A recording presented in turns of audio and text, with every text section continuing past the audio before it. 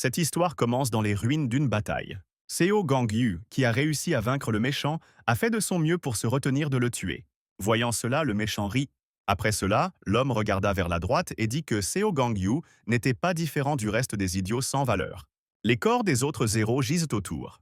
En entendant ces mots, Seo Gangyu le regarda droit dans les yeux et lui ordonna de se taire. Pendant ce temps, le méchant rit et dit que la seule façon d'arrêter la destruction était de l'achever. Cependant, Sogangyu le regarda dans les yeux et dit qu'il ne deviendrait jamais comme lui dans la vie, parce qu'il a promis dans son commandement qu'il ne transgresserait pas la loi et que la peine de mort serait exécutée conformément à la loi. Cependant, à l'avenir, Seo Gangyu regrettera cette action, car le méchant aurait dû être tué à ce moment-là. Le lendemain, les nouvelles rapportaient que Hwang Seung-hwa, le pire voyou de l'histoire qui a fait trembler le monde d'horreur, avait été capturé et condamné à mort. À ce moment-là, le prisonnier était placé dans un puissant dispositif de suppression, et ils l'ont envoyé au 5e niveau inférieur d'une prison spéciale pour méchants appelée Ruculus. De plus, certains des héros courageux qui ont combattu main dans la main avec Zhu Kangyu contre ce méchant sont morts au combat. C'est pour ça qu'ils passeront ce soir. Funérailles communes des héros de la justice tombés au combat. Seo Gangyu était hors de lui lorsqu'il a entendu cette nouvelle. Mais soudain, quelqu'un derrière lui a éteint la télévision. En se retournant, Seo Gangyu vit son frère, l'inspecteur de la prison de Ruculus, debout devant lui. L'homme lui dit, le sourire aux lèvres, que Seo Gangyu devrait se reposer davantage pendant sa convalescence et ne pas regarder Bad News. Après cela, frère s'est assis sur une chaise et Seo Gangyu a dit qu'il pensait qu'il aurait dû personnellement abattre le blond. L'inspecteur regarda son frère et lui demanda s'il avait déjà oublié sa propre promesse. Seo Gangyu s'est immédiatement souvenu de son mentor qui m'avait dit que leur devoir était de protéger les gens et non de verser le sang, et qu'ils n'avaient aucun droit de décider de la vie d'autrui, même s'ils appartenaient à des criminels. Après tout, ils avaient aussi la possibilité de comparaître devant un tribunal. Seo Gangyu répondit alors que c'était tout à fait logique. Cependant, que faire si un danger les menaçait soudainement? Son supérieur lui répondit que Seo Gangyu devait jurer à tout le monde ici qu'il ne ferait de mal à personne, quelles que soient les circonstances. L'inspecteur rappela ces paroles à son frère et déclara qu'il était en partie d'accord avec elle. Et seules les autorités légales devraient choisir la mesure de restriction. Après cela, l'inspecteur a regardé son frère et a dit que l'information était bien sûr secrète, mais qu'il voulait la partager. La semaine prochaine, Wang serait exécuté et sa présence serait obligatoire. Après cela, l'inspecteur resta silencieux un moment et dit que son frère avait fait un excellent travail et qu'il devait désormais compter sur ses collègues. Sur ces mots, l'inspecteur se leva et tendit la main à son frère, lui disant qu'il conduirait ses camarades dans leur dernier voyage. Avançons rapidement d'une semaine dans le futur. Le jour où la tragédie devait se produire, le frère de notre héros est décédé. Seo Gangyu, présent à ses funérailles, n'en croyait pas ses yeux. Après tout, au final, le criminel qui a enterré un tas d'âmes innocentes est resté indemne.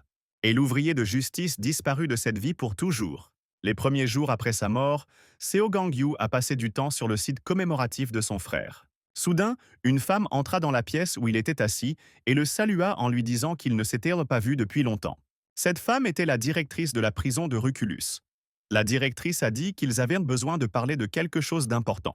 Après cela, Seo Gangyu s'est isolé avec elle dans son bureau et elle lui a sorti les documents de l'incident.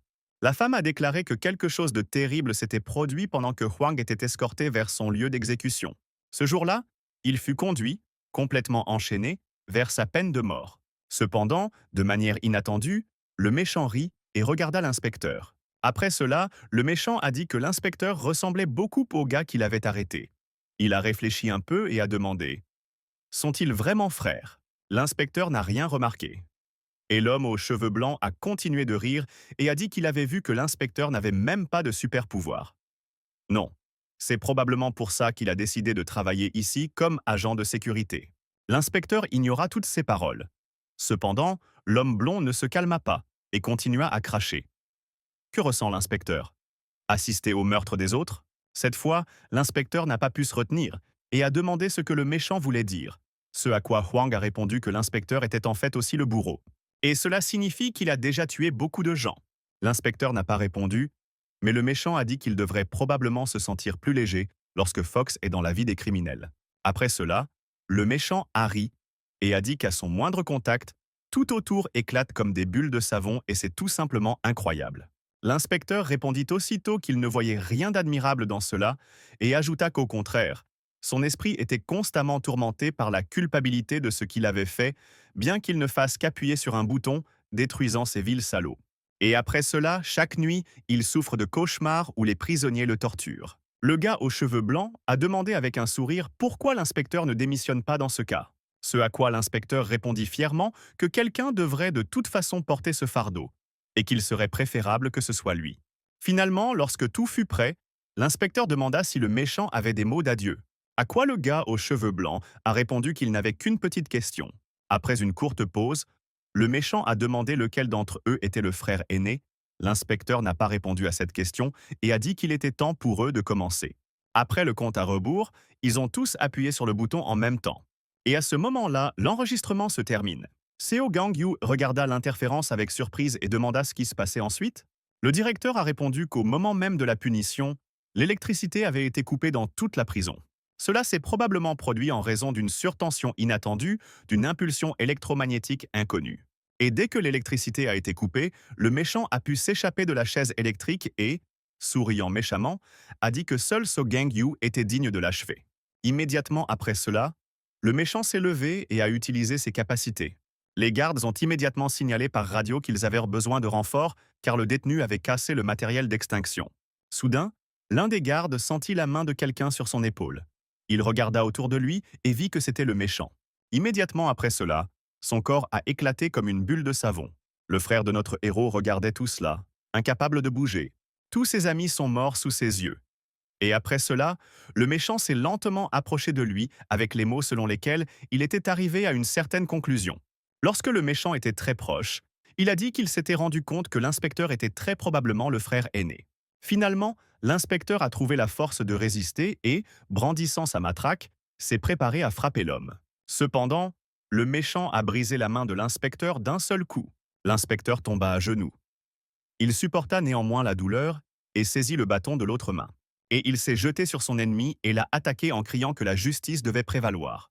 Mais immédiatement après ces mots, il fut tué. En riant, le méchant a dit que s'il ne pouvait pas obtenir de réponse de ce type, il laisserait son jeune frère. Seo Gang-yu a écouté la fin de cette histoire avec surprise. Pendant ce temps, le directeur de la prison continuait à parler de la façon dont ces ondes électromagnétiques affectaient tous les appareils des prisonniers et les libéraient ainsi. Elle ajouta également que la seule bonne nouvelle était qu'ils avaient réussi à empêcher une évasion massive. Cependant, de nombreuses personnes ordinaires se retrouvaient coincées aux côtés de ces monstres. Seo Gang-yu semblait regarder devant lui et demander à qui appartenait cette affaire, ce à quoi le patron a répondu que l'enquête était toujours en cours. Après cela, elle s'excusa d'avoir demandé une faveur difficile juste après les funérailles d'un proche. Cependant, il devait les aider à réprimer la rébellion. Seo Gang-yu la regarda avec des yeux confiants et dit qu'il l'aiderait bien sûr, mais à une condition. Après cela, il se souvint de ce que ses camarades lui disaient toujours, que les héros doivent protéger les gens sans verser le sang des autres, et son frère qui occupait le poste d'officier. Il était également aveuglément convaincu du droit de la loi à décider du sort d'une personne. Il existe une catégorie de personnes qui exécutent les peines de mort. Ils se nomment eux-mêmes punisseurs. Par conséquent, la seule condition demandée par Seo Gang-yu était d'entrer en prison, non pas en tant que héros, mais en tant que bourreau. Dès que Seo Gang-yu est entré, il a immédiatement dit qu'à partir de maintenant, il était leur nouveau gardien et que son nom était Seo Gang-yu. Les prisonniers le regardèrent avec surprise et demandèrent « Pourquoi diable le héros a-t-il mis les vêtements d'un officier ordinaire ?» Seo Gang-yu n'a pas répondu et les monstres se sont immédiatement jetés sur lui. Souriant, Seo Gang-yu acheva d'un seul coup le premier qui se précipita sur lui. Et puis l'onde de choc a détruit plusieurs autres prisonniers. Après quelques coups supplémentaires, le sol était couvert du sang des prisonniers. Les autres regardaient leurs camarades et ne pouvaient pas croire que cela était arrivé. Pendant ce temps, Seo Gang-yu utilisait son talkie-walkie pour vérifier le microphone. Après cela, il a annoncé au haut-parleur que, selon l'ordre des autorités, chaque délinquant du premier sous-sol au 5e niveau inférieur sera tué par la main du bourreau. Le méchant aux cheveux blancs qui était assis au 5e niveau inférieur a immédiatement souri en entendant cette nouvelle et a dit qu'il attendait depuis longtemps. Les autres prisonniers ont commencé à s'approcher lentement de l'officier et à lui demander pourquoi il avait décidé de les tuer s'ils avaient reçu l'ordre de rester en captivité. Ce à quoi Seo Gangyu a répondu qu'après avoir tué tant de personnes, il ne pouvait pas s'attendre à une punition aussi légère. Certains d'entre eux ont commencé à crier qu'ils n'avaient tué que quelques personnes et que l'officier n'avait donc pas le droit de décider de leur sort. Après tout, ils étaient comme tout le monde. Pendant ce temps, un homme se trouvait dans la foule et décida qu'en profitant du tumulte, pendant que l'officier était distrait par d'autres prisonniers, il pourrait tenter de s'échapper en un instant. Après cela, il se dirigea vers la sortie à grande vitesse. Et il a réussi à devancer notre héros pendant une seconde. Cependant, Seo Gangyu s'en aperçut immédiatement et le plaqua au sol d'un seul coup. En regardant les autres prisonniers, il a dit qu'il leur donnerait le droit de choisir. Ou alors ils mettent tranquillement les dispositifs de contrôle et retournent dans leurs cellules où ils attendront leur tour. Ou alors ils seront tout simplement tués par l'officier sur le champ. Soudain, un homme à la peau sombre est apparu dans la foule et a dit que tout le monde ici choisirait la dernière option, car il mourrait de toute façon et il serait préférable de laisser la voie de la rébellion suivre son cours. Et dans ce cas, il serait préférable de simplement mener des négociations raisonnables. Seo Gangyu a immédiatement crié qu'il ne s'agissait pas d'une négociation, mais seulement de sa miséricorde. En entendant cela, les autres commencèrent à s'inquiéter, car ils ne pouvaient même pas croire que quelqu'un était apparu qui allait les tuer tous, et ne pouvaient que prolonger un peu cela, et dans la vie, ils s'attendaient à un gardien de prison et non à un héros de l'égalité. Certains d'entre eux ont décidé qu'il serait préférable de porter une manette. Soudain, le gars à la peau sombre a crié à plein poumon. Il a attiré l'attention de tout le monde et a dit que les autres devraient se concentrer car il n'était pas nécessaire de conclure un accord avec une personne forte, même si cette personne était un héros de l'égalité, car il n'y en avait qu'un seul. Après cela, l'homme a déclaré que dans sa jeunesse, il avait été capable de tuer une héroïne de niveau 2 grâce au travail d'équipe. Il sourit largement et dit qu'il n'avait rien à craindre car il pouvait simplement tuer l'officier et retrouver leur liberté. Seo Gangyu regarda ce type avec un sourire et dit qu'il était content d'être devenu le chef de cette décharge. La prison de Ruculus sépare les prisonniers en fonction de leur niveau de dangerosité. Les meurtriers étant au premier étage, plus de 300 d'entre eux. Au sous-sol du premier étage se trouvent 100 criminels qui ont mis la ville en danger. Au sous-sol du deuxième étage se trouvent plus de 30 personnes qui ont mis le village en danger. Au sous-sol du troisième étage se trouvent 10 personnes qui ont mis en danger l'État. Au sous-sol du quatrième étage se trouvent 5 personnes qui ont mis en danger le continent.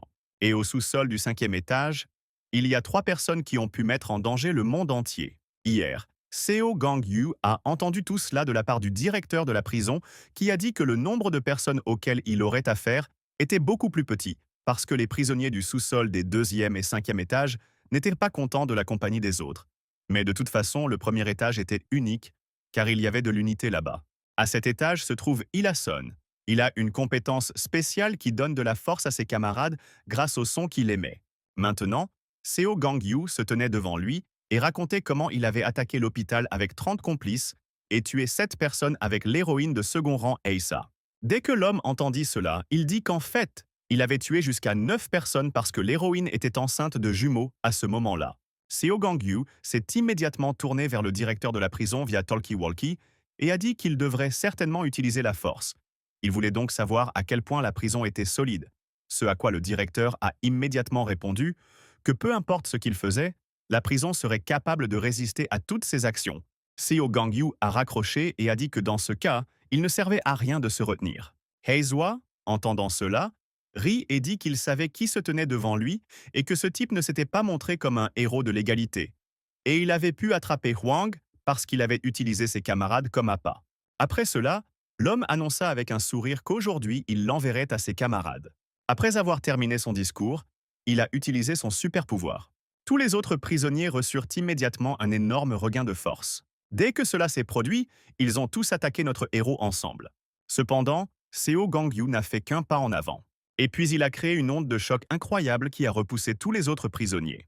Après cela, Seo Gangyu a bondi. Et en une fraction de seconde, à grande vitesse, il a étonné tout le monde avec son coup. Tout cela n'a pas pris plus d'un centième de seconde.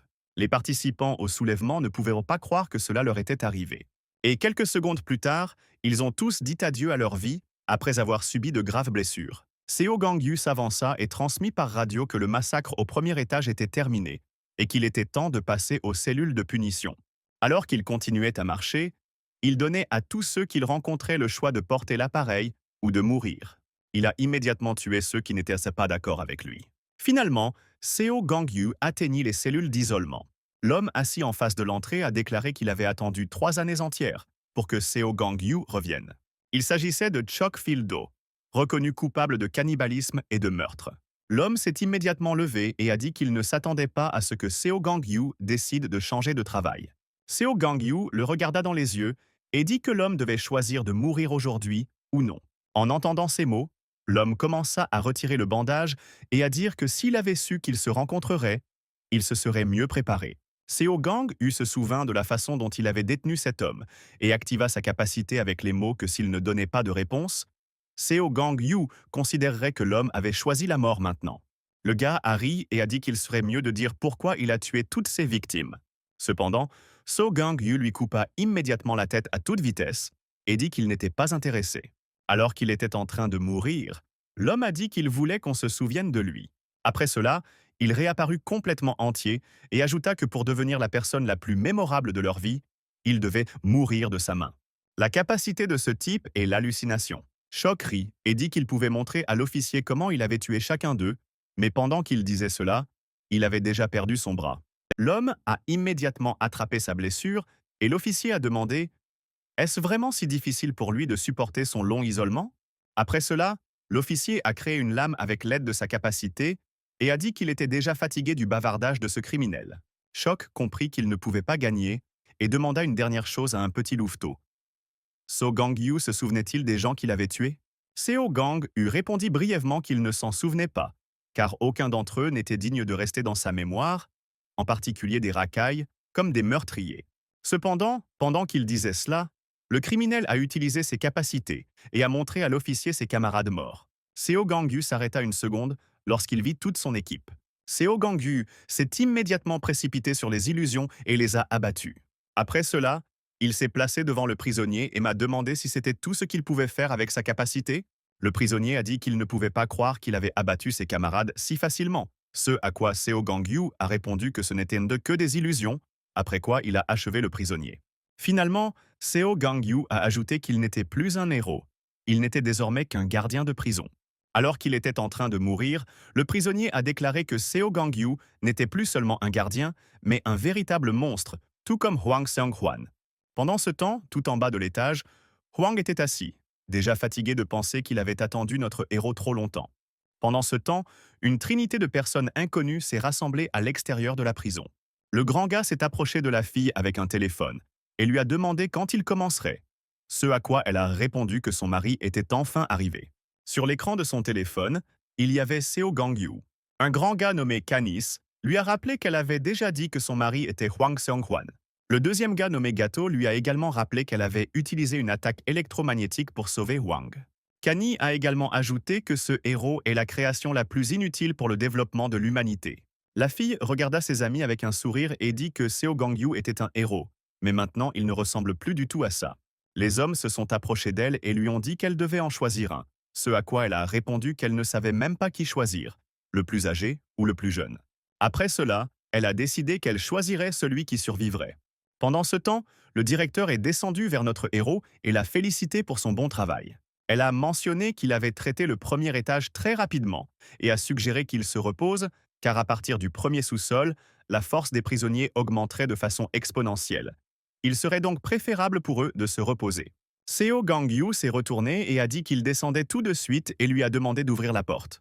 La directrice le regarda et dit que si c'était ce qu'il voulait, elle accéderait à sa demande. Elle a également ajouté qu'avant de descendre, il devait écouter une de ses demandes. Elle a dit qu'elle recevait toujours des signaux des gardes vivants, en dessous. Elle demande donc qu'on s'assure qu'ils puissent sortir de là vivants et revoir leur famille. Seo Gang regarda à nouveau autour de lui et demanda combien de personnes étaient en vie à chaque étage, ce à quoi le patron répondit que tous les appareils de communication sous le premier étage étaient là cassés. Donc, il ne pouvait obtenir aucune information pour le moment. Mais tous les appareils du 5e étage fonctionnaient comme s'ils voulaient que tout le monde voit tout. Et là, un véritable massacre est en train de se produire. Seo Gang-yu ajusta son uniforme et dit qu'il était temps pour lui de partir. Le patron l'a prévenu que le premier sous-sol était beaucoup plus difficile et que la différence serait tout simplement colossale. Dès que les portes se sont ouvertes devant notre héros, il s'est immédiatement figé. Les monstres en sont sortis et ont immédiatement attaqué notre héros. Et ceux qui avaient tant des capacités à longue portée se sont rassemblés pour l'attaquer en même temps.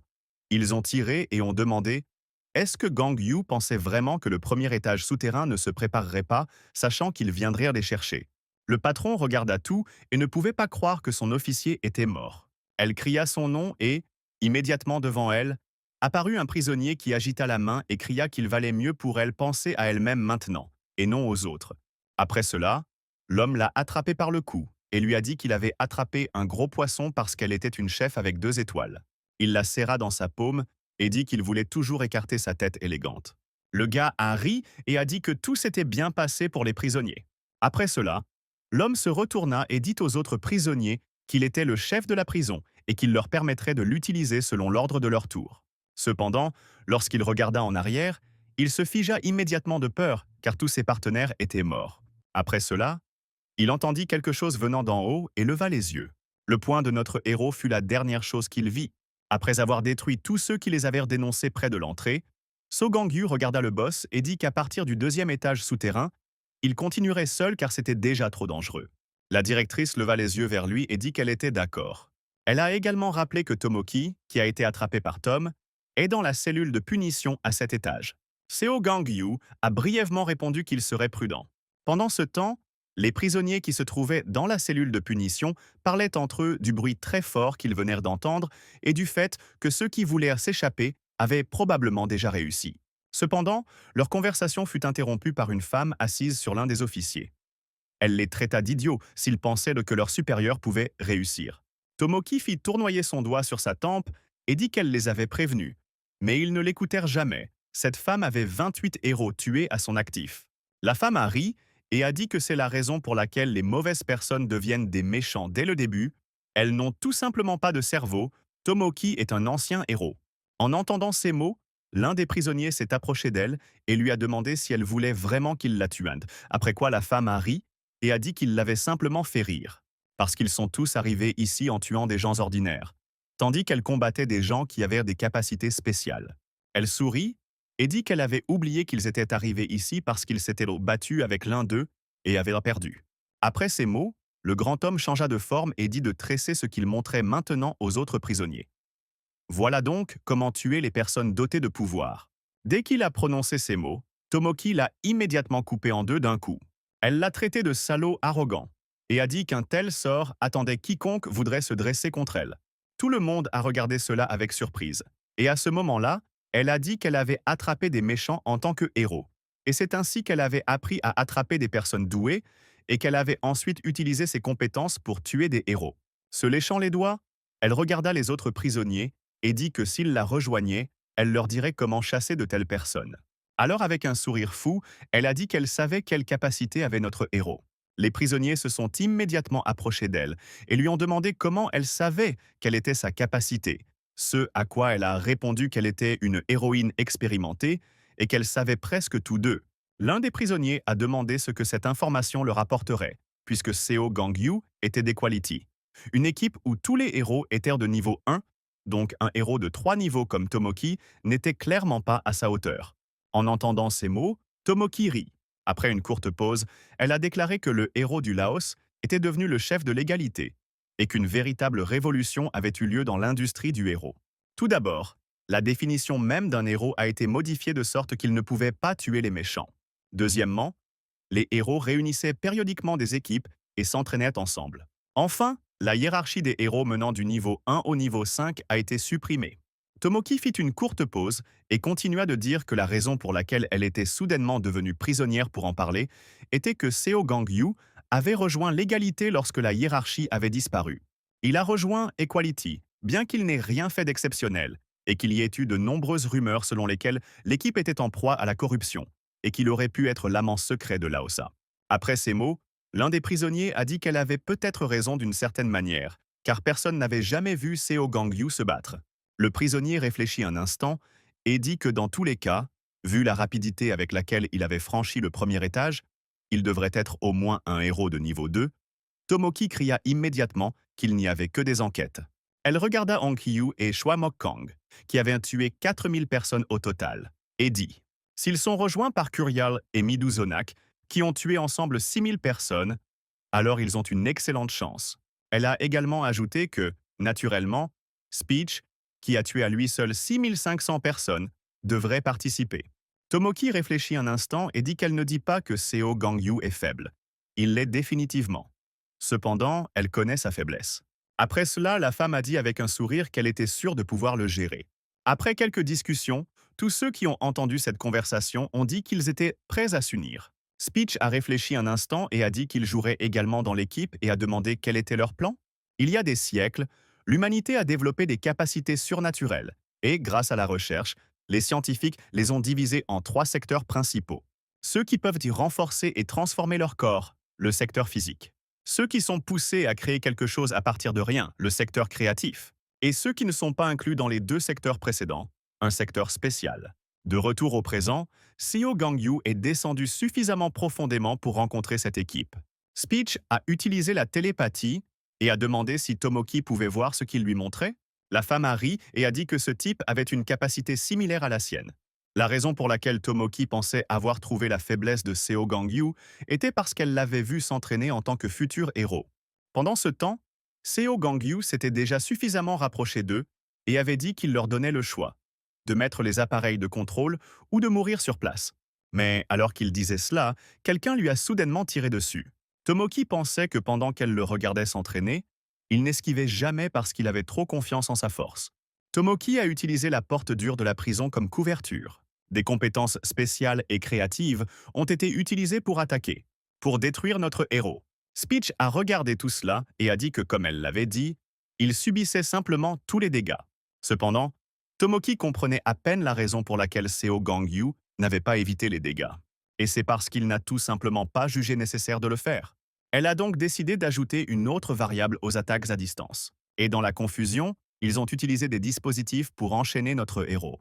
Un appareil qui contrôle les capacités, empêchant toute personne dotée de super pouvoirs d'utiliser ses capacités. Speech se souvenait qu'elle avait donné l'ordre de traverser le bâtiment de sécurité et de récupérer les dispositifs de contrôle. Mais il doutait qu'ils fonctionnent car ils étaient destinés au premier étage. À quoi elle répondit qu'il n'avait pas à s'inquiéter car il lui en mettrait dans plusieurs à la fois, et comme ils étaient destinés au premier étage, 10 d'entre eux suffiraient pour les héros de deuxième niveau, car même pour les héros de premier niveau, il en fallait environ 15 pour sceller leur capacité.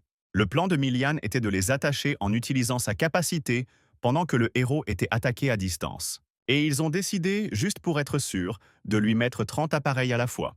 Une fois la poussière retombée, les prisonniers ont vu que Seo Gangyu était complètement recouvert de ses appareils et ont commencé à se réjouir, disant que la fin était arrivée pour lui.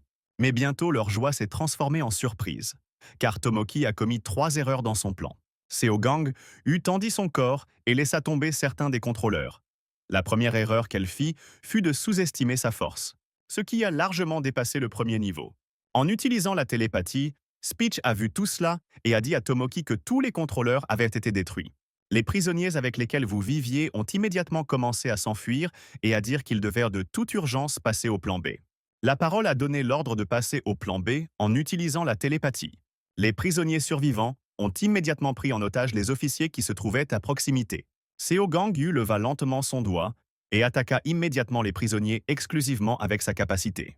La deuxième erreur de Tomoki était que Seo Gangyu n'avait pas seulement le secteur physique.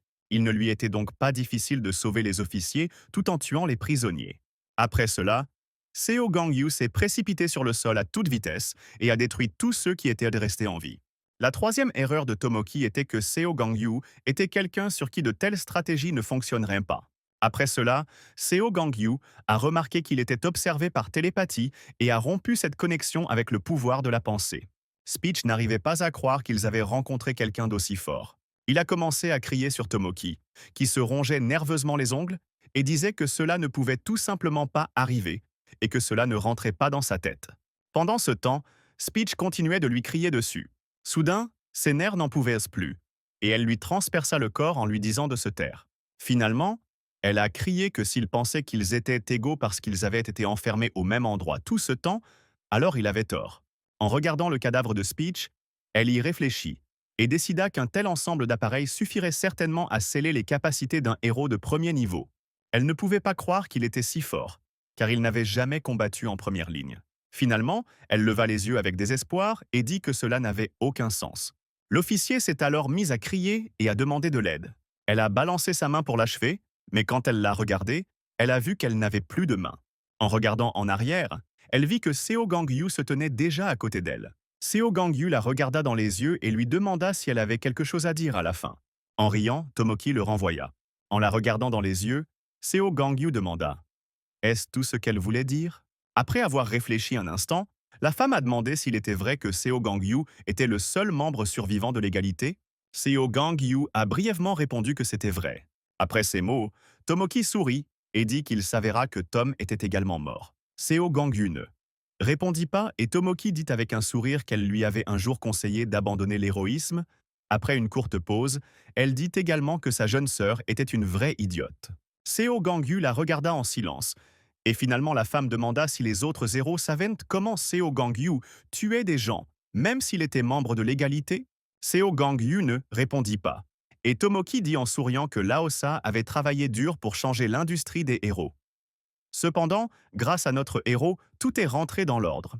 Et même après ces mots, Seo Gangyu n'a pas prononcé un mot. Tomoki voulait dire autre chose, mais Seo Gangyu a dit que son dernier mot était trop long.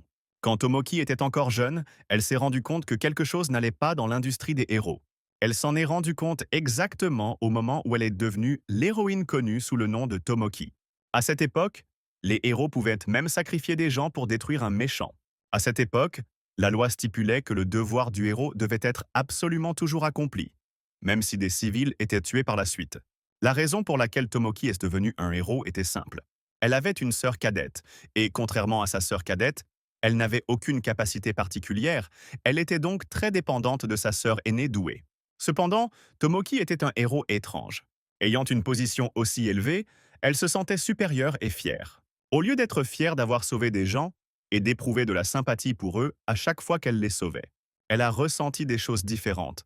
Un jour, alors qu'elle accomplissait son devoir héroïque, elle a tué un méchant pour la première fois lors d'une mission.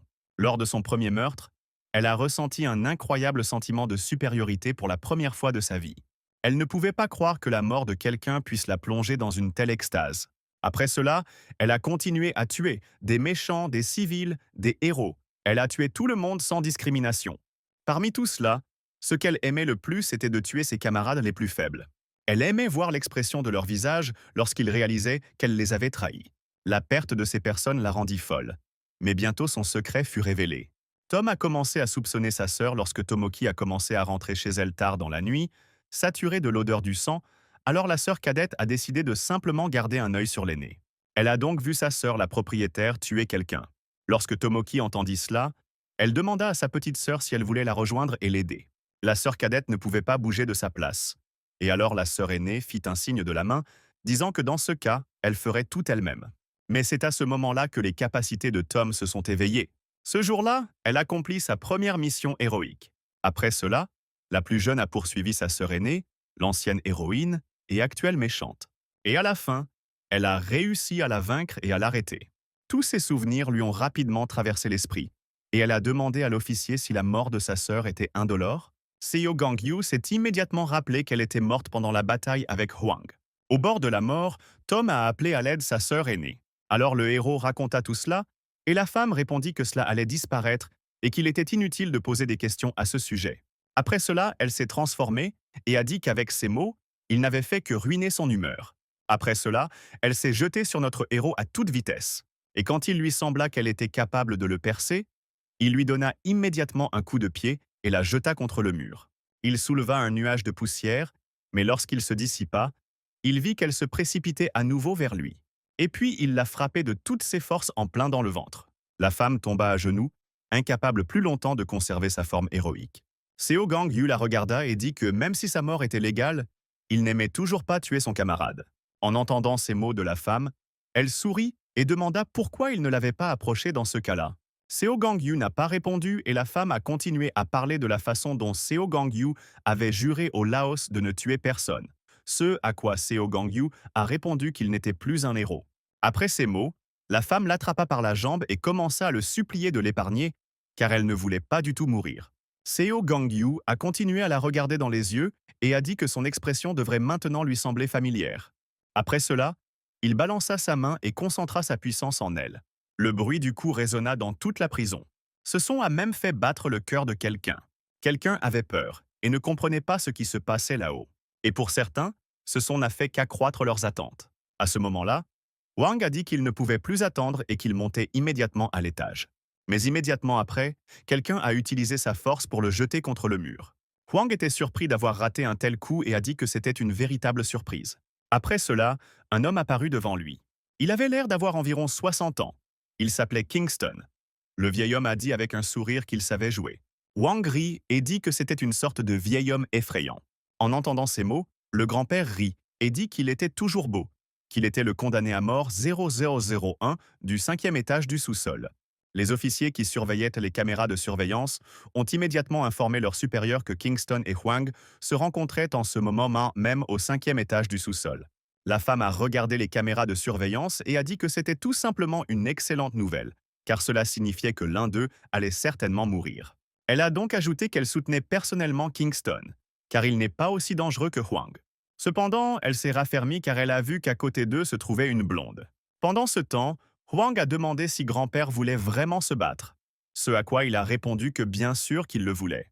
Huang se gratta la tête et dit qu'il ne voulait pas se battre. Le regard a immédiatement changé, et il a dit qu'il devrait certainement s'amuser.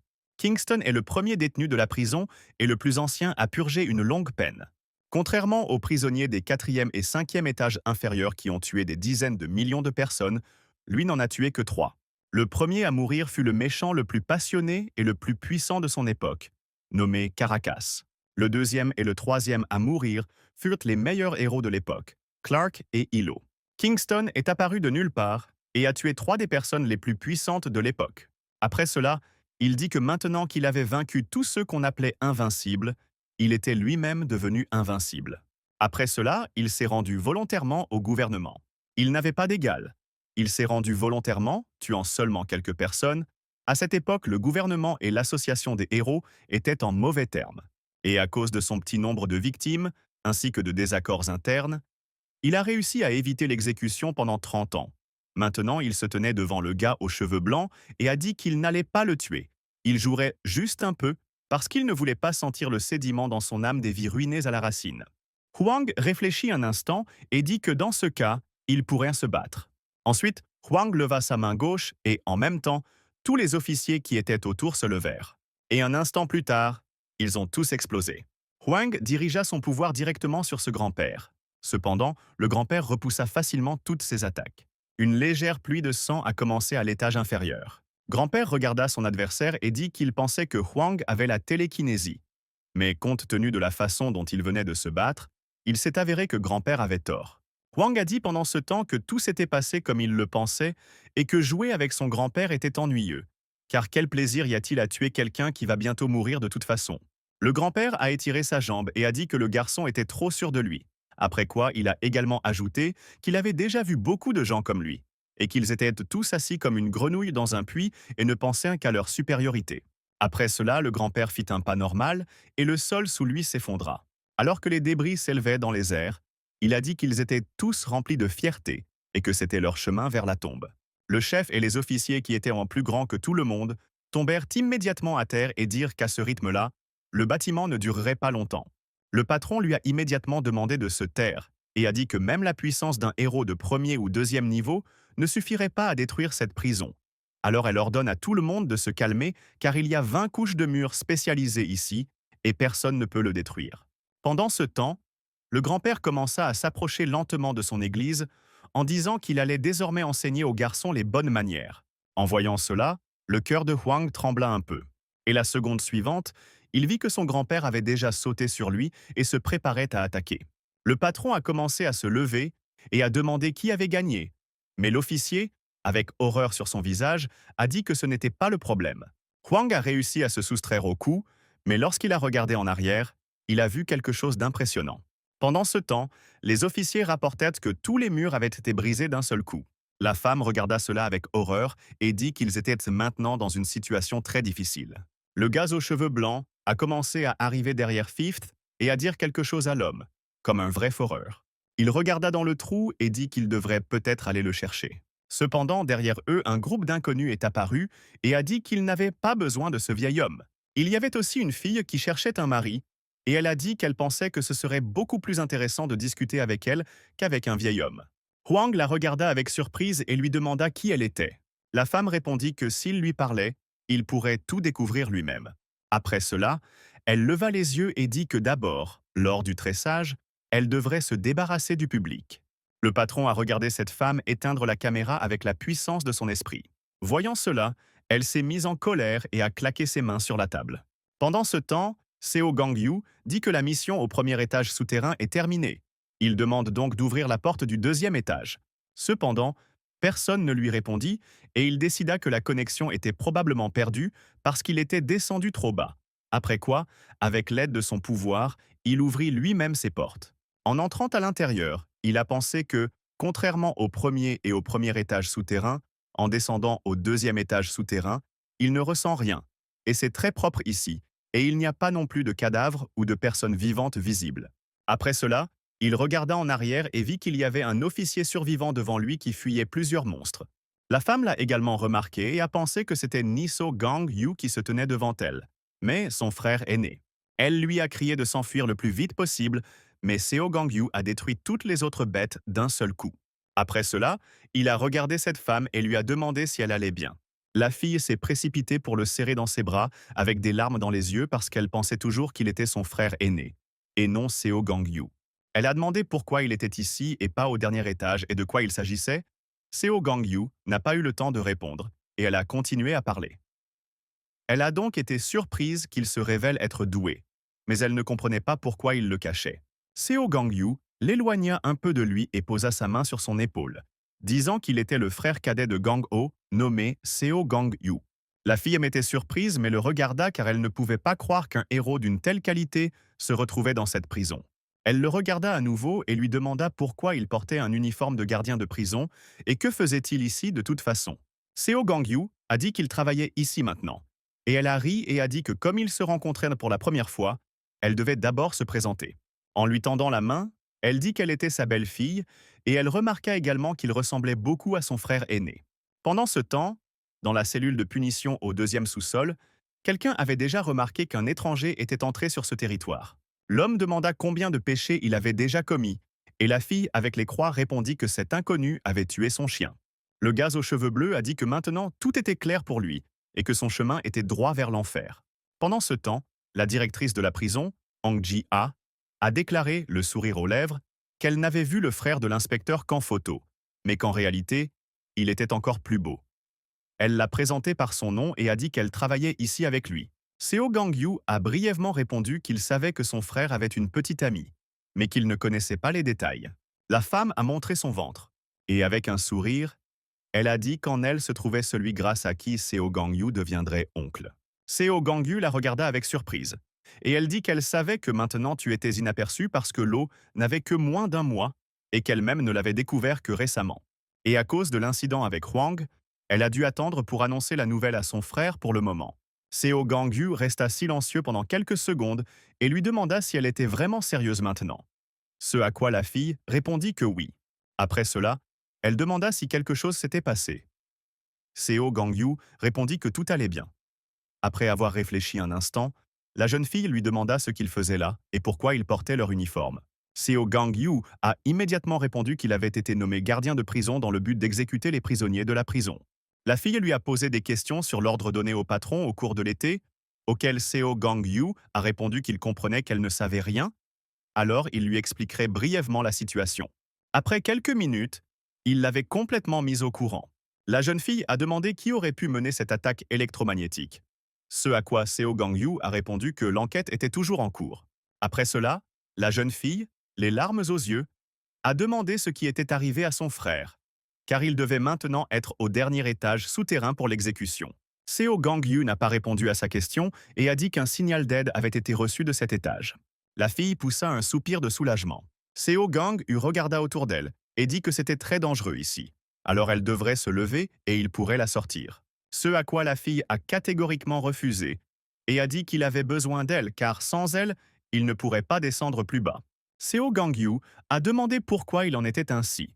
ce à quoi elle a répondu qu'elle avait la capacité de lire dans les pensées de ceux qu'elle regardait. Seo Gangyu était surpris, mais il la regarda et elle comprit tout et le calma immédiatement avec des mots selon lesquels il ne devait pas s'inquiéter, car elle ne lisait pas ses pensées et elle n'utilisait pas sa capacité sans une bonne raison. Elle a expliqué qu'elle utilise ses capacités pour mener des psychothérapies avec des prisonniers, ainsi que pour comprendre s'ils ont commis un crime. Seo Gangyu la regarda et lui demanda comment cela pouvait l'aider. Ce à quoi elle répondit qu'à ce moment-là, c'était dans le carter du deuxième étage. Misha et Masha sont localisés et contrôlent cet endroit. Frères et sœurs, ils possèdent un pouvoir spécial, l'invocation. Leur pouvoir leur permet de transformer les marionnettes qui les entourent en leur transperçant le cœur. Ainsi, désormais, tous les prisonniers de cet étage sont sous leur contrôle. Seo Gang-yu a immédiatement déclaré qu'il avait une idée de leur capacité, car ils étaient les disciples de Mago. Après cela, Seo Gang-yu leva sa main gauche et dit que si tu es le premier à tout savoir, alors il est temps pour elle de se lever. Ce à quoi elle dit que certaines de leurs marionnettes de combat sont des gardiens de prison. Elle a également déclaré que les marionnettes sont indiscernables et que Seo Gang-yu ne pourra pas distinguer le gardien du criminel. Mais elle y parvient grâce à ses pouvoirs de lecture de leurs souvenirs. Seo Gang-yu a dit que s'ils se transformaient en marionnettes, il valait mieux qu'ils soient morts et qu'il était donc inutile de les surveiller. Elle a répondu qu'ils étaient toujours en vie. Et lorsque Misha et Masha activeront leur pouvoir, ils redeviendront eux-mêmes. Seo Gang-yu a immédiatement déclaré que ces gars ne feraient jamais ça, ce à quoi le garde a répondu qu'elle pouvait les convaincre. Seo Gang-yu a pointé son ventre et a dit que c'était trop dangereux pour son état. Elle a répondu qu'avant de devenir mère, elle était et est gardienne de prison et qu'elle doit donc remplir son devoir officiel. Seo Gang-yu s'est immédiatement souvenu de son frère. Après cela, il fut d'accord avec elle et la souleva dans les airs en utilisant sa capacité. Elle regarda autour d'elle, surprise, et demanda ce que c'était. Il répondit que c'était son pouvoir et que cela la protégerait du danger. Après cela, ils continuèrent d'avancer et, quelques secondes plus tard, au coin de la rue, ils aperçurent un groupe de monstres. La fille affirma aussitôt que c'était Misha qui les avait créés. Elle a demandé à notre héros de ne pas oublier qu'ils avaient de nombreux gardes en captivité. Seo Gangyu a demandé lequel d'entre eux était le directeur et la fille a utilisé sa capacité et a dit que les deux derrière étaient les directeurs. Après cela, Seo Gang-yu a utilisé sa capacité pour bloquer sa vue. Après cela, il s'est précipité pour attaquer et a tué tous ceux qui n'étaient pas des gardiens. Misha et Masha, utilisant leur capacité, observaient tout ce qui se passait. Masa serra son frère dans ses bras et dit qu'elle avait très peur parce que cet homme était très fort. Misha a immédiatement serré sa sœur dans ses bras et lui a dit qu'elle ne devait pas s'inquiéter car ce type ne les tuerait pas aussi facilement. Ils ont continué à avancer, et Seo Gang-yu a tué tous ceux qu'ils ont rencontrés, à l'exception de ceux qui étaient surveillants et qui pouvaient encore être sauvés. Et soudain, ils ont finalement rencontré Misha et Masha. Seo Gang-yu les regarda et dit qu'ils lui facilitèrent la tâche en venant ici d'eux-mêmes. Seo Gang-yu leur a ordonné de dissiper leur sort, et dans ce cas, il leur permettra de mourir sans souffrir. Misha le regarda et demanda « Est-il vraiment vrai que le cas où il ne les tue pas n'est pas du tout envisagé ?» Gang-yu a donc expliqué qu'aux étages précédents, il avait permis de retarder la mort en utilisant des contrôleurs. Cependant, les créatures qui tuaient étaient les mêmes que celles qui tuaient en bas. Vous n'avez pas beaucoup de monde. Donnez-leur seulement une mort sans pitié. Misha regarda notre héros et dit qu'il avait entendu dire que So Gang-yu était leur compagnon d'armes et leur professeur. Masha a ajouté qu'il était pareil pour la femme qu'il avait attrapée. Cependant, ils sentent que son aura est complètement différente. Misha a brièvement dit que s'ils les laissaient partir, ils cesseraient d'utiliser leur pouvoir. Ce à quoi Seo Gang-yu a immédiatement répondu que cela était rejeté. Misha a immédiatement crié qu'il n'avait pas encore commis de crime passible de la peine de mort. Ce à quoi Seo Gang-yu a immédiatement répondu qu'il n'allait pas négocier avec des gens comme eux. Après cela, Seo Gang-yu a invoqué une arme, mais Misha s'est avancé et a dit qu'il ne voulait vraiment pas se battre et que si Seo Gang-yu écoutait l'histoire, il pourrait parvenir à un accord. Cependant, Seo Gang-yu a immédiatement refusé. Immédiatement après cela, il les lia avec son pouvoir. Seo Gang-yu leva les yeux et dit qu'il avait entendu d'autres méchants comment torturer correctement et qu'il n'aurait jamais pensé qu'il y aurait un moment où ces mots lui seraient utiles. Misha baissa les yeux et dit qu'il était inutile de parler à notre héros car il n'était pas un homme mais une bête, ou même un monstre. Après cela, Seo Gangyu a utilisé ses pouvoirs et a instantanément tué toutes les marionnettes qui étaient nos prisonnières, disant qu'il était fatigué d'entendre de chaque tueur qu'il était un monstre. Il va provoquer un bain de sang. Il a dit que ses paroles gâcheraient son humeur, puis il a achevé Misha et Masha. Mais ce n'étaient que des gens, et les vrais criminels se trouvaient dans la cellule de punition. Seo Ganyu continua d'avancer et détruisit les monstres que Masha avait invoqués en chemin. Un par un, sans pitié. Il n'a laissé personne sur son chemin. Masha, qui regardait tout cela, tremblait de peur. Elle regarda son frère et lui demanda combien de temps il pourrait encore tenir. Il répondit qu'il estimait qu'il tiendrait encore 10 minutes. La fille a dit que le temps était court, alors cette fois-ci, elle allait utiliser toute sa force. Soudain, un trou est apparu dans le plafond. Misha et Masha regardèrent celui qui se tenait devant eux et c'était So Gangyu, qui a dit qu'il pensait qu'il ne servait à rien de perdre son temps avec ceux qu'ils appelaient et qu'il serait préférable qu'ils les attrapent. Il a également déclaré que s'ils dissipaient leur propre sorcellerie, il les laisserait mourir sans douleur. Misha leva instantanément les mains et commença à lancer un sort. Il a appelé Michael, Gabriel, Raphaël et aussi l'ange Uriel. Cependant, dès qu'il les a invoqués, Seo Gangyu les a détruits. Voyant cela, Misha souleva les officiers devant lui et dit que si So Gangyu s'approchait, tous les gardes seraient morts. Mais dès que Misha regarda en arrière, il vit que So Gangyu avait déjà attrapé sa sœur. Seo Gangyu a commencé à s'approcher lentement et à dire que si mon frère me laissait partir, tous les gardes, alors sa sœur mourrait d'une mort douloureuse. Misha tomba immédiatement à genoux et dit qu'il remplirait toutes les conditions et cesserait de résister. Cependant, il demande en retour de parler à un superviseur nommé Hong Ji-a. Seo Gangyu a ignoré ces mots et a dit à Misha de désactiver sa capacité.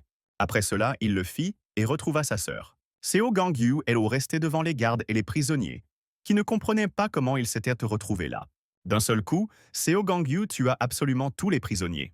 Après cela, il regarda les gardes et leur ordonna de retourner à l'étage. Ils sortirent immédiatement et docilement du deuxième étage, et Misha dit immédiatement qu'il avait tenu sa promesse. Seo Gangyu s'est retourné et a dit qu'il devrait d'abord changer de place car une fille enceinte ne devrait pas voir quelque chose comme ça. Après cela, ils se levèrent et elle demanda ce qui s'était passé, quitta le héros et répondit que tout était fini et que tous les gardes étaient de sauver. Après cela, il a pointé du doigt Misha et Masha et a déclaré « Ils ont exprimé le désir de lui parler avant de mourir ». La fille a immédiatement déclaré que ses enfants pouvaient simplement mettre des manettes, ce à quoi Seo Gangyu a répondu qu'il ne voulait pas qu'elle le force à répéter. À partir du deuxième étage souterrain, il a personnellement l'intention d'exécuter les monstres qui ont tué des centaines de milliers de personnes. Après cela, Misha regarda le directeur et demanda « Ont-ils vraiment fait quelque chose pour lequel ils devraient mourir ?» D'une voix tremblante de peur, il a déclaré qu'il n'avait rien fait qui soit punissable de mort. Cependant, le directeur n'a rien pu dire.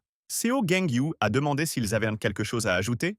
Cependant, ils le regardèrent simplement en silence. Seo Gangyu s'est lentement approché d'eux et a dit qu'il était temps de l'exécution. Masha, les larmes aux yeux, commença à implorer la miséricorde. Pendant ce temps, Misha la serrait contre lui de toutes ses forces. Et finalement, Seo Gangyu a couru et les a frappés de toutes ses forces. Mais immédiatement après cela, il s'arrêta, surpris. Après tout, j'ai vu devant moi une projection de Mago qui protégeait ses élèves. Les enfants ne pouvaient pas croire qu'ils voyaient un professeur mort devant eux. Seo Gangyu regarda tout cela et ne put comprendre ce qui se passait car il était impossible pour les criminels du deuxième étage d'avoir un niveau de capacité défensive aussi élevé. Cela signifie que son ancien camarade lui-même a utilisé sa capacité pour les protéger même après la mort. Regardez tout cela. So Gangyu rassembla ses forces dans un point et dit que même cela ne les aiderait pas de toute façon. Après cela, il a frappé pour percer le champ de protection, mais la projection de Mago s'est immédiatement renforcée. Il leva les yeux et se demanda quel genre de sceau magique il avait placé sur eux. Cependant, Seo Gangyu n'avait aucune intention d'abandonner. Alors Gangyu brisa les sceaux magiques de Mago un par un. Et pendant tout ce temps, il était hanté par un sentiment étrange. Dans sa tête, il se souvenait de Mago jouant avec les enfants de son orphelinat. Cependant, Seo Gangyu était toujours sur la touche. Lorsque Mago s'est approché de lui, il a demandé si Seo Gangyu n'aimait pas les enfants, ce à quoi Seo Gangyu a répondu qu'il ne savait tout simplement pas comment communiquer avec eux. Mago s'est penché et a dit que Seo Gangyu pouvait agir comme ses parents le faisaient quand il était petit et faire des bêtises. À quoi Seo Gangyu a répondu que peu de temps après sa naissance, ses parents sont morts. Il n'avait donc qu'un frère aîné. Mago s'est immédiatement excusé et a dit qu'il n'aurait rien dû dire à ce sujet. Après cela, il sourit et dit que Seo Gang-yu pourrait compenser l'absence de ses parents et faire semblant devant lui. Seo Gang-yu regarda l'homme avec surprise et Mago rit et dit que c'était juste une blague. Cependant, malgré tout cela, il a dit que si notre héros avait des moments difficiles, il se tournerait toujours vers Mago. Cependant, les souvenirs ont immédiatement changé. Seo Gang-yu s'est souvenu du visage fou de Hwang.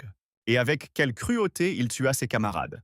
Fou de peur et de douleur, Seo Gang-yu regarda ce monstre avec fureur. Cependant, Mago, au seuil de sa mort, sourit et dit que tout allait bien. Seo Gang-yu a détruit tous les sceaux magiques en se souvenant de tout cela. Et lorsque le dernier sceau magique resta, So Gang-yu s'arrêta. Après cela, il fit tomber le gardien à terre. Il lui a demandé si elle pouvait lire les souvenirs de cette capacité. Et elle a immédiatement répondu qu'elle pouvait le faire. Après cela, So Gang-yu a pointé le sceau magique et a dit qu'elle devrait lire les souvenirs de cette magie parce qu'il avait besoin de découvrir pourquoi ce foutu vieil homme avait mis un sceau magique sur eux. La fille a utilisé son pouvoir et a montré quel genre de souvenirs était enfermé dans cette magie. Seo Gang-yu s'est assis par terre pour se reposer et vous a dit que cela avait l'air étrange. Alors que le directeur lui montrait soudainement tous les souvenirs, Seo Gang-yu se retrouva immédiatement à une vente aux enchères de personnes dotées de capacités. Cet endroit était une véritable incarnation pour ceux qui en avaient les capacités. Misha et Masha se sont retrouvés à l'une de ces ventes aux enchères à l'âge de 6 ans. Il s'agissait d'un échange de personnes dotées de pouvoir contre des VIP, collectionnant des personnes possédant des dons rares. La Pègre a créé une maison de vente aux enchères cachée sous la ville en ruine. Misha et Masha ont été vendus là-bas par leur père. Les personnes les plus vendues ont toujours été des personnes dotées de capacités de classe spéciale, ainsi que de capacités de classe physique qui pouvaient transformer leur corps. Parmi ces capacités, le coût le plus bas était pour la classe d'invocation. Donc la mission et la masse de ceux qui avaient de telles capacités depuis longtemps, personne ne les a achetées. Et alors qu'ils avaient déjà rendu leur part, soudain la porte de la cage s'ouvrit devant eux, et un homme apparut qui annonça que quelqu'un les avait achetés. La femme qui les avait achetés sourit et dit « S'agit-il vraiment des mêmes enfants qui peuvent invoquer anges et démons ?» L'homme à la vente aux enchères demanda pourquoi la femme les achetait. La femme a répondu qu'elle était simplement curieuse, et il lui a expliqué qu'il voulait s'assurer qu'elle me demanderait plus tard de lui rembourser l'argent pour ses enfants. Souriant malicieusement, la femme dit qu'elle était simplement curieuse de savoir ce qui se passerait si on croisait un ange et des démons. Les enfants la regardèrent avec surprise, et elle dit avec un sourire qu'ils étaient encore très jeunes, et qu'ils n'avaient donc aucune idée de ce qui les attendait, mais qu'ils le découvriraient bientôt. Alors qu'elle parlait de cela avec un sourire, soudain le plafond commença à fondre. Quelques secondes plus tard, une explosion s'est produite qui a détruit complètement le bâtiment. Cependant, quelqu'un a mis un bouclier sur tous ceux qui étaient à l'intérieur. C'était Mago avec son assistant. L'assistante s'appelait Rifus. Elle était de la classe d'invocation et elle cherchait auprès de son professeur comment reproduire cette technique incroyable. Il lui répondit que si elle essayait, elle réussirait. Au milieu de leur dispute, Masha et Misha sont soudainement apparus, s'excusant de les avoir interrompus et demandant s'ils pouvaient les emmener avec eux. Misha regarda Mago avec peur et dit qu'ils avaient aussi des capacités d'invocation. Rifus dit immédiatement avec un sourire que cet homme lui avait promis qu'il ne prendrait qu'elle comme élève, après quoi Mago rit et dit qu'il n'avait jamais fait une telle promesse. Après être descendu au sol, il leur demanda avec un sourire de montrer ce qu'ils savaient faire. Les enfants ont immédiatement utilisé leurs capacités, et Mago a vu un ange et un démon devant lui. Rifus a dit que c'était en quelque sorte trop inhabituel pour les petits-enfants, car généralement, à leur âge, ils réclament des chiots ou des jouets. Mago réfléchit quelques secondes, puis il s'approcha des enfants. Écartant les bras dans ses mains, il dit que maintenant, il le suivrait et qu'il leur montrerait le monde de la magie. Et ainsi, au cours des 3 dernières années, il a appris à ses enfants à maîtriser le pouvoir d'invocation. Il a expliqué que Misha peut invoquer un ange, car il s'agit très probablement de l'image de leur mère qui les a protégés dans leur enfance. Masha, à son tour, invoque un démon et très probablement, c'est l'image du père qui était violent envers eux. Mago sourit et dit à Zakata qu'il n'y avait rien de mal à cela, car s'ils pouvaient élargir leurs horizons, ils seraient capables d'invoquer un grand nombre de choses différentes. Masha a dit avec un sourire qu'ils étaient plus intéressés par l'enfer et le paradis. Mago a été surpris et a dit que c'était un choix plutôt inhabituel pour les enfants. Quelques secondes plus tard, Misha a expliqué que juste avant sa mort, sa mère leur avait dit que les bonnes personnes allaient au paradis et les mauvaises personnes en enfer. Et pendant tout ce temps, elle les avait soutenus avec des mots. C'est pourquoi, aujourd'hui, pour que dans le futur les bons aillent au ciel et les méchants en enfer, ils veulent diriger ce monde sur le bon chemin. Mago sourit et caressa la tête de ses enfants, rit et dit qu'il était sûr que tout irait bien pour eux, parce qu'ils étaient les enfants les plus gentils qu'il ait jamais vus. Mais un jour, Rufus est arrivé avec de mauvaises nouvelles. Elle était inquiète et a dit que l'association des héros avait demandé de l'aide. Mago a dit que c'était étrange parce qu'ils avaient rejeté son offre et maintenant ils avaient décidé de se présenter. Rufus interrompit son mentor et annonça qu'Esved était apparu en Finlande. L'homme a immédiatement dit que l'égalité aurait dû y être envoyée, ce à quoi elle a répondu que cela n'avait pas encore été fait. Mago a appelé Misha et Masha et leur a dit qu'ils devaient partir un moment. Après avoir dit au revoir, il a dit que l'ennemi était très fort et que cela pourrait prendre plusieurs années. Misha regarda son mentor et dit qu'ils pouvaient en partir ensemble, ce à quoi il répondit qu'il était trop dangereux de les emmener avec lui.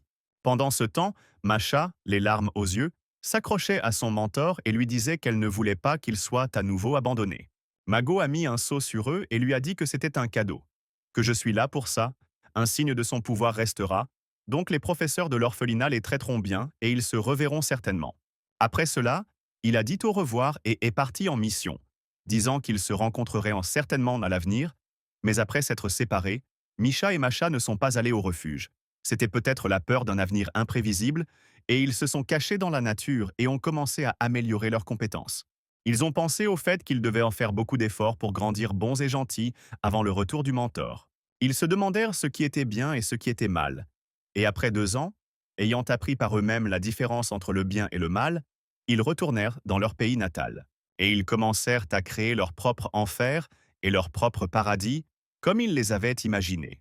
En seulement 1 mois, Misha et Masha ont transformé tout le village en une sorte d'utopie. Ils ont invoqué leurs créatures pour surveiller les gens du village. Cela a duré 1 mois. Puis ils ont décidé qui irait en enfer et qui irait au paradis. Les conditions dans lesquelles ils répartissaient les gens étaient basées sur ce que leur mère leur interdisait de faire lorsqu'ils étaient enfants. C'étaient des règles d'enfance très simples. Elles étaient si simples et pourtant si terrifiantes, même pour ceux qui remplissaient les conditions. Ils ont tué même ceux qui étaient de bonnes personnes, car ils croyaient qu'ils les enverraient au paradis. C'est l'utopie de ces deux-là qui avait clairement ses défauts. Et c'est devenu l'ordre du jour de l'association des héros, Cthulhu. Les héros du 3e niveau ont suscité leur désir d'aller s'occuper de ces enfants. Elle a reçu l'accord du responsable de l'association et s'est dirigée vers le village. À son arrivée, elle a été profondément impressionnée par leur capacité. Dès qu'elle est entrée, Masha a immédiatement remarqué que quelqu'un était entré sur son territoire. Cthulhu a utilisé ses pouvoirs et détruit tous les êtres qui étaient les marionnettes de ses enfants. Elle était aussi une élève de Mago qu'il a abandonnée parce qu'elle négligeait les techniques défensives au profit des attaquants. Et aussi à cause de son tempérament colérique. Elle a fait le tour du village et a tué tous ceux qu'elle voyait. Finalement, Misha et Masha sont sortis à sa rencontre pour qu'elle ne détruise pas absolument tout le monde dans ce village. Ils ont essayé de l'attaquer, mais elle était plus forte qu'eux deux réunis. Après le massacre du village, Cthulhu a percé dans ses capacités et a pu invoquer quelque chose d'incroyable. Elle a pointé un couteau pliant colossal sur eux et a dit que maintenant, ils diraient adieu à leur vie. Mais un instant plus tard, son corps était consumé. La raison en était Masha. En cette femme, Masha a vu un démon terrifiant et à cause de la peur, ses capacités ont également augmenté. Avec des larmes de sang sur ses joues, Masha regarda son frère et dit d'une voix dévastée qu'elle venait de tuer un homme. Le frère a immédiatement serré sa sœur dans ses bras et l'a calmée en disant qu'elle avait tué un monstre et non une personne. 1 an plus tard, ils créent leur propre utopie dans une petite ville. Le programme de l'association des héros les a classés comme criminels et elle a donné l'ordre de les enfermer au 2e étage de la prison. Au même moment, leur professeur revenait de Finlande et n'en croyait pas ses yeux. Le chef de l'association a interdit à Mago de participer à cette tâche. Qu'est-ce qui a provoqué le conflit interne? Laosa, qui vit tout cela, se leva lentement, et elle a déclaré qu'elle se chargerait de cette mission. Laosa s'avança et dit que Mago n'avait pas à s'inquiéter. Le lendemain, elle s'est immédiatement rendue dans une petite ville que Masha et Misha avaient capturée, et les enfants l'ont immédiatement repérée. Alors que Laosa se déplaçait dans la ville, elle découvrit que les héros qui avaient été envoyés à cet endroit plus tôt étaient toujours en vie et étaient simplement sous le contrôle de quelqu'un d'autre. Après un certain temps, ils se sont rencontrés face à face. Laosa a annoncé qu'elle était une héroïne et qu'elle était venue ici pour emmener les enfants avec elle. En entendant ces mots, ils la percevaient immédiatement comme une ennemie et lui ordonnèrent de partir immédiatement, sinon elle irait en enfer. La femme les regarda avec des yeux doux et dit qu'elle ne partirait que si elle les emmenait avec elle. À ce moment précis, elle a complètement supprimé leur magie. Laosa est ensuite descendue devant les enfants et a dit qu'elle comprenait qu'ils étaient de bonnes personnes parce qu'elle ne ressentait aucune intention meurtrière dans leurs attaques. En les regardant, elle dit qu'elle était très désolée car si un héros juste était venu à eux en premier, tout se serait passé différemment. Misha et Masha la regardaient avec horreur, pendant qu'elle parlait de la façon dont vous comprenez que tout cela est très étrange parce qu'ils considéraient leurs actions comme correctes. Mais les gens voulaient les arrêter. Finalement, elle leur dit qu'ils n'avaient pas à s'inquiéter car elle ne leur ferait aucun mal. Cependant, elle leur annonça qu'ils faisaient une erreur et que leur mentor était également triste. Dès qu'ils ont entendu parler du mentor, la peur a progressivement commencé à disparaître. Laosa s'inclina lentement devant eux et leur tendit la main, disant qu'ils pouvaient revenir ensemble et rendre visite au mentor. Misha et Masha ressentaient une chaleur inexplicable venant de Laosa. Après un certain temps, ils ont pu voir leur professeur. Ils ont également dit avoir rencontré une fille qui se disait son élève. Et ils ont raconté tout ce qu'ils savaient sur Katu. Mago regarda les enfants avec surprise et dit qu'à part Rifus et eux, il n'avait jamais eu d'élève. Il n'avait rencontré cette femme qu'une seule fois à l'association et lui avait donné des conseils. Après cela, ils ont passé la journée ensemble et le mentor a partagé avec les étudiants des histoires qu'ils ne pouvaient pas raconter auparavant. Masha et Misha ont parlé des efforts qu'ils ont faits pour devenir de bons enfants. Et pourquoi les autres ne pouvaient pas comprendre ces efforts restait encore un mystère pour eux. Vers le soir, Mago regarda Laos et lui demanda si elle pouvait lui laisser ses enfants. Après avoir réfléchi un instant, elle a dit qu'ils avaient pris des milliers d'otages et tué un héros. Il serait donc difficile d'éviter la peine de mort. Mago a déclaré qu'il s'agissait simplement d'enfants qui s'étaient égarés et qu'il pouvait les aider à comprendre leurs erreurs. Laosa a déclaré qu'elle le comprenait et qu'elle n'était pas non plus d'accord avec la loi qui autorise l'alimentation des mineurs, mais qu'elle ne pouvait pas s'y opposer car la rééducation des criminels n'est pas incluse dans la loi. Levant les yeux, la femme dit qu'elle croyait également qu'il y avait trop de problèmes dans ce monde. Elle regarda ensuite Mago et l'invita à la rejoindre. L'homme demanda avec colère « Qu'est-ce que cela a à voir avec les enfants ?» Ce à quoi Laosa a répondu avec une confiance totale qu'elle changerait ce monde. Après quelques discussions, Mago a dit qu'il les rejoindrait à condition qu'elle lui permette d'utiliser son pouvoir pour protéger ses enfants jusqu'à ce qu'ils grandissent. La femme accepta et lui, avec l'aide de son pouvoir, les protégea. Après avoir fini de regarder les souvenirs, Seo Gangyu a été laissé sur le sol froid. Il se souvint de la fois où il avait rencontré Lao Su, qui lui avait dit les mêmes choses. Debout, So Gangyu regarda ses enfants. Misha l'a vu et a dit qu'ils jugeaient simplement les gens, selon leurs propres règles. Car la loi n'est aussi qu'une règle créée par les gens de ce monde. Le directeur voulait dire qu'ils étaient également là pour rééduquer ces deux-là, et qu'après avoir pleinement réalisé leur culpabilité, ils pourraient changer, mais Seo Gangyu a bloqué sa vue avec son pouvoir. Après cela, il a commencé à s'approcher lentement des enfants, mais au lieu de les achever, il s'est jeté au sol avec colère. À ce moment-là, Seo Gangyu était plongé dans ses pensées. Cependant, si vous regardiez son visage, vous penseriez qu'il était tout simplement devenu fou. Au fond de son cœur, il savait déjà qu'il ne voulait pas tuer ses enfants. Soudain, ils ont commencé à s'effondrer lentement. Seo Gangyu n'en croyait pas ses yeux, et après quelques instants de plus, une trinité de personnes inconnues qui ont saboté la prison est apparue devant lui. Sous ses yeux, les enfants qu'il voulait sauver venèrent de mourir. La femme qui est apparue devant lui a demandé ce qui l'inquiétait tant. Seo Gangyu n'arrivait toujours pas à trouver les mots pour dire quoi que ce soit, alors qu'elle disait qu'il avait l'air beaucoup plus cool en personne. Avec un sourire, elle a continué à dire qu'ils devraient se marier. Cependant, Seo Gangyu ne l'a même pas écoutée et s'est immédiatement jeté sur elle. Mais cette femme a été défendue par un grand homme qui a dit que lorsqu'elle parle, il doit l'écouter. La fille aux capacités étranges a dit à son serviteur que Seo Gangyu deviendrait bientôt son nouveau maître. Il serait donc impoli de l'interrompre. Après cela, la jeune fille tenta de prononcer son nom en souriant. Cependant, So Gangyu perça la défense du grand gaillard et tenta de la frapper. J'ai réussi à me protéger et j'ai dit que c'était très impoli. Après cela, en le regardant dans les yeux, elle a dit qu'ils se rencontreraient assez souvent. Par conséquent, il avait besoin de parler un peu de lui-même. Seo Gangyu la regardait toujours en silence et elle décida de prendre l'initiative et de dire que son nom était Shinka et que sa capacité spéciale était la manipulation de l'espace. Après avoir réfléchi un peu, Elle ajouta qu'elle deviendrait l'Ève de la nouvelle humanité. Seo Gangyu se redressa et leva les yeux au ciel, disant qu'il en avait assez des mères de femmes folles. Shinka sourit et dit que Seo Gangyu doit comprendre que l'humanité est maintenant dans une situation très dangereuse. Son regard changea et devint sérieux, et elle dit que maintenant les gens se dégradent. Mais si cela continue, ils disparaîtront. Elle a poursuivi en disant que l'humanité est en train de mourir non pas à cause de héros ou de méchants, mais parce qu'elle vit sous l'oppression de la médiocrité en raison de gènes dégénérés. C'est pourquoi elle estime que seuls ceux qui ont d'excellents gènes devraient en faire pression. Mais dans leur société, les dégénérés se reproduisent constamment. Par exemple, les héros de cette deuxième génération de héros de l'égalité se sont concentrés autour du Laos. Shinka dit qu'elle ne comprend pas pourquoi de si excellents gènes sont allés à la rencontre de leur fin et ont défié la loi de la nature, car naturellement ceux qui ont été semés par l'évolution meurent. Seo Gangyu se couvrit le visage en écoutant toutes ces absurdités. Et la fille a dit pendant ce temps qu'elle avait remarqué qu'il n'était plus un héros et qu'il tuait tous ceux dont les gènes étaient de plus faibles que les siens. Alors elle est tombée amoureuse de ce côté de lui. Après avoir réfléchi un peu, elle a dit que les gens qui sont emprisonnés dans cette prison, et pour le bien du progrès humain, ont tué des gènes inférieurs et qu'ils sont emprisonnés ici injustement. Après tout, ils constituent un ensemble de gènes supérieurs et la base d'une nouvelle humanité. Selon son plan, ils doivent détruire tous les héros qui entravent l'évolution et supprimer les gènes faibles. Créer un nouveau monde où seules les personnes fortes se rassembleront. Elle dit aussi en souriant que Seo Gangyu n'avait pas à s'inquiéter, car les héros forts qui changeraient d'avis et les rejoindraient seraient acceptés par la nouvelle humanité.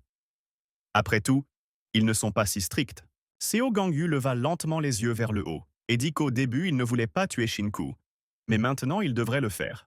En entendant ces mots, la jeune fille rougit aussitôt. Cependant, son assistante affirma qu'elle avait probablement mal compris ses paroles. Après cela, Shinka l'a pointé du doigt et a dit qu'il était le nouvel Adam. Et elle est la nouvelle Eva. Et leurs enfants dirigeront la nouvelle humanité. Par la suite, Shinka a dit avec un sourire qu'au début, elle pensait que Huang serait le nouvel Adam, alors elle l'a sauvé avec son attaque. Cependant, la prison s'est avérée trop solide et a résisté à cette attaque. Ainsi, après avoir reçu les plans du bâtiment, elle a utilisé un AI spécialement conçu pour créer une explosion et a parlé à Wang.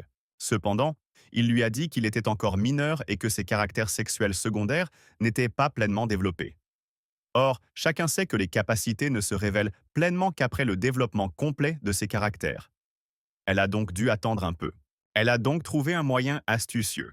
Et jusqu'à ce que Huan grandisse, Seo Gangyu sera son partenaire, et ensuite il le sera aussi. Et tout cela pour le bien de l'humanité, car elle a trouvé un moyen de sauver les meilleurs gènes des deux. Après cela, elle sourit et dit que cela aiderait également à résoudre leur conflit, car dans ce cas, ils deviendraient une famille et pourraient en faire la paix. Après avoir écouté toute cette histoire, Seo Gangyu la regarda d'un air menaçant et lui demanda si c'était vraiment elle qui avait organisé l'attaque contre Ai. La fille a immédiatement souri et a dit qu'elle savait que lors de cette attaque, le frère de notre héros avait été tué, mais qu'il n'y avait rien à craindre car ensemble, ils pourraient créer une nouvelle famille si elle voulait beaucoup d'enfants. Seo Gangyu a commencé à s'approcher d'eux et à dire qu'il retirait ses paroles. Et au lieu de la tuer, il l'a simplement déchirée. En même temps, il a commencé à détruire sa barrière. En voyant tout cela, la fille sourit et dit que les querelles dans un couple ne sont pas si mauvaises, car elles finissent par rapprocher les gens. Un instant plus tard, lorsqu'elle réalisa que c'était trop dangereux, elle téléporta notre héros. Seo Gangyu s'est immédiatement retrouvé dans le ciel juste au-dessus de la prison. Finalement, elle créa une projection et lui fit signe de la main, lui disant qu'il devrait d'abord se calmer la tête avant de parler. Après ces mots, Seo Gangyu devint encore plus furieux. Et dirigeant toute sa force et sa vitesse, il apparut immédiatement juste devant elle. Il balança sa jambe et essaya de l'achever d'un seul coup. Cependant, elle a immédiatement disparu et, depuis le portail, elle a dit qu'il devait essayer de l'attraper à nouveau. Grâce à ses sens, il réalisa qu'elle s'était déplacée au premier étage et, à toute vitesse, il l'atteignit en un clin d'œil. Cependant, elle bougea à nouveau, et Seo Gangyu se dirigea à nouveau vers elle pour l'achever. Mais il ne put le faire car elle bougeait à chaque fois. Après quelques secondes, elle n'a pas pu suivre et Seo Gangyu l'a presque rattrapée. Cependant, une seconde plus tard, il s'est rendu compte qu'il était immédiatement coincé par une deuxième fille. Seo Gangyu s'est retourné en un éclair et lui a attrapé la tête. Cependant, elle a immédiatement disparu. Seo Gangyu regarda calmement le portail où se tenait la Trinité. Shinka, les larmes aux yeux, dit qu'il faisait mal et qu'il ne devait pas s'entretuer. Après cela, elle a utilisé sa capacité ultime et a invoqué le reste des prisonniers de cette prison. Versant ses larmes, elle a déclaré que Seo Gang-yu devrait rencontrer ceux qui sont désormais en charge de l'humanité. Au troisième étage, un homme nommé Edward a dit que Mago était maintenant du miel. O sourit et demanda qui allait l'apprivoiser maintenant. Lindu baissa les yeux tristement et dit qu'il doutait d'être revenu maintenant. Un autre jeune homme a dit qu'il s'inquiétait en vain parce qu'il n'était pas un excellent élève dans ce monde. La fille avec la queue ne dit rien car tout son corps tremblait de peur. Pip prit une bouffée de sa pipe et dit que le héros en uniforme de prison l'avait inspiré. Maurice lui a demandé comment il osait fumer ici et empoisonner l'air. Yoon, passant par le portail, demanda quel genre d'épouvantail était rassemblé ici, pire que des monstres. Tatsujin, la prisonnière du quatrième étage, a dit que malheureusement son fourreau est vide. Après cela, Stéphane est sorti et a demandé « Est-ce que sa force dépend vraiment uniquement des armes ?» Un homme émergea également du portail, duquel il ne restait plus rien d'humain. Et finalement, les derniers à sortir avant notre héros étaient Wang et l'étrange fille. Son nom était Aora. Elle était d'une classe spéciale. Dès que Seo Gang-yu a vu Huan, il s'est immédiatement jeté sur lui et a transformé son corps. Wang a utilisé sa force pour bloquer le coup. Un bruit terrible et dévorant résonna dans toute la prison. Ceux qui ont observé cela ont dit que c'était simplement une façon sauvage de se battre. Les officiers ont déclaré qu'il était probablement temps pour eux de sortir de prison. Pendant ce temps, la directrice de la prison ne comprenait pas comment tout avait pu se passer de cette façon, car elle ne s'attendait pas du tout à cela. Tous les criminels des 3e et 4e étages ont été capturés par les héros de l'égalité. Cependant, elle voit maintenant Seo Gang-yu se battre pour la première fois. L'étranger a dit qu'il comprenait maintenant pourquoi le Laos l'avait toujours arrêté. Après tout, si vous visualisez la mort, elle ressemblerait exactement à cela. Tous ceux qui ont observé cela ont été stupéfaits. Quelqu'un a ressenti une véritable envie pour la première fois de sa vie. Et quelqu'un, avec les larmes aux yeux, était triste, ne comprenant pas pourquoi il avait fait un tel choix. Et parmi eux tous, un seul ressentait une véritable joie. Avec un sourire sur son visage, le garçon aux cheveux blancs a dit que Seo Gang-yu n'avait pas montré une telle chose au combat. Après cela, il s'est gratté la tête, qualifiant ce pouvoir d'incroyable. Cependant, Seo Gang-yu s'est immédiatement approché de lui et lui a porté un coup puissant. Le garçon aux cheveux blancs a pu se défendre et a demandé « Est-ce que Seo Gang-yu cache autre chose ?» Par la suite, Huang l'étonna avec son étrange pouvoir. Et puis il a jeté notre héros loin de lui-même. Cependant, Seo Gang-yu s'est immédiatement débarrassé de ses bulles et s'est précipité pour attaquer. Il a essayé de percer la défense du gars aux cheveux blancs, mais Wang a dit avec un sourire qu'il avait préparé la compression à l'avance. Et Seo Gang-yu rétrécit immédiatement et explosa. Ceux qui ont regardé cela ont été surpris de voir à quel point cet enfant était dangereux, car il était très fort même sans capacité physique, et en plus, il était encore mineur. Alors, quand il grandira, il deviendra un véritable monstre en chair et en os. Pendant ce temps, le gars aux cheveux blancs réalisa que le héros n'était pas mort et se cachait simplement. Dès qu'il s'en rendit compte, Seo Gang-yu lui porta un coup fatal, et puis encore un autre en plein dans l'estomac. Ceux qui ont regardé et moi pouvons dire que c'est une véritable bataille de monstres. Et puis leurs têtes ont volé de leurs épaules. Seul Edward, qui avait réussi à se protéger grâce à sa magie, appela. Cependant, après seulement 2 secondes, Seo Gang-yu a commencé à le détruire lentement. Lorsqu'il y parvint, il essaya d'achever Edward, mais un monstre apparut et le rejeta en arrière. Seo Gang-yu se préparait à engager le combat avec cet homme sans forme, mais Huan les arrêta. Et avec un sourire, il déclara que Seo Gang-yu ne devait pas se battre avec eux. Seo Gang-yu regarda le gars, et Wang dit qu'il était sûr que Seo Gang-yu cachait quelque chose. Est-ce qu'il restreint ses pouvoirs à cause de ses supérieurs? Seo Gang-yu n'a pas répondu, et le gars a levé sa main droite en disant qu'il créerait une plateforme juste pour eux deux. Pendant 1 seconde, il y eut un silence complet. Et puis toute la prison s'est transformée en ruine. Le chef et les officiers qui se tenaient au-dessus tombèrent tous à genoux. Après cela, de manière inattendue, Seo Gang-yu les enveloppa de son pouvoir. Et il protégeait également tous ceux qui n'étaient pas des criminels. Puis, utilisant son pouvoir, il les envoya dans les airs pour les protéger de l'explosion. Le gars aux cheveux blancs a remarqué « Et tu as dit que c'est juste incroyable qu'il ait pu, à une telle distance, identifier tous les survivants. » Shinka se retourna et dit qu'il était temps pour eux de partir. Pendant un instant, Seo Gang-yu fut transporté au centre de la ville et disparut tout aussi rapidement. Les gens autour ne comprenaient pas ce qui venait de se passer. Seo Gang-yu est de retour en prison. Ou plutôt, à l'endroit où elle était avant. Il est resté seul avec son adversaire. Shinka et plusieurs de leurs challengers sont restés pour regarder ce combat. Shinka leva le doigt et dit qu'il ne devait pas être dérangé et qu'il devait d'abord simplement regarder. La raison pour laquelle elle a pu retenir les criminels du troisième et du quatrième étage, que Shinka ne pouvait pas gérer, était parce qu'elle offrait à chacun d'eux ce qu'ils voulaient. Pendant ce temps, Seo Gang-yu battait le blond. La différence entre leurs forces était trop grande. Cependant, le gars aux cheveux blancs se tenait toujours debout. Il ne comprenait pas pourquoi Seo Gang-yu était silencieux et demandait « Est-ce qu'il ne veut vraiment pas communiquer quand il est sous cette forme ?» Huang regarda notre héros avec des yeux fous et déclara en souriant que la boulette de viande dans sa main était le frère de notre héros. Dès qu'il a dit cela, la force de notre héros a atteint un niveau complètement différent. Dans un accès de rage folle, il se précipita en avant. Huang s'est préparé à cette attaque et a utilisé son pouvoir. Pour soulever l'air, un grand nombre de pointes. Cependant, Seo Gang-yu les a tous détruites d'un seul coup. Puis Seo Gang-yu a remarqué que le gars aux cheveux blancs avait lancé la boulette de viande de son frère avec ses pointes. Seo Gang-yu a essayé de le frapper, mais il a hésité une seconde. Et puis cette balle a volé directement dans son estomac. Wang reprit la boulette de viande et dit qu'elle était tout simplement délicieuse. Tout le So Gang-yu est complètement impuissant face à ce morceau de viande. Souriant, il regarda à nouveau la boulette de viande et dit « Est-ce que So Gang-yu ne l'attaquera pas s'il mange ça ?» Après avoir réfléchi un peu, le gars aux cheveux blancs a décidé qu'un morceau aussi énorme ne rentrerait tout simplement pas dans son corps. Il fallait donc le rendre un peu plus petit. Cependant, dès qu'il a dit cela, Seo Gang-yu l'a immédiatement attaqué. Après cela, il a jeté le gars aux cheveux blancs au sol et a balancé sa main, se préparant à l'achever. Un instant plus tard, tous ceux qui se tenaient à proximité ressentirent une incroyable source de force. Après cela, la fille a dit qu'elle était vraiment désolée de regarder ce combat car ce serait formidable s'ils faisaient la paix. Mais cela n'arrivera jamais. Huang et So Gang-yu étaient allongés, épuisés, l'un en face de l'autre. Tout le monde d'en haut comprenait que le gagnant serait bientôt révélé.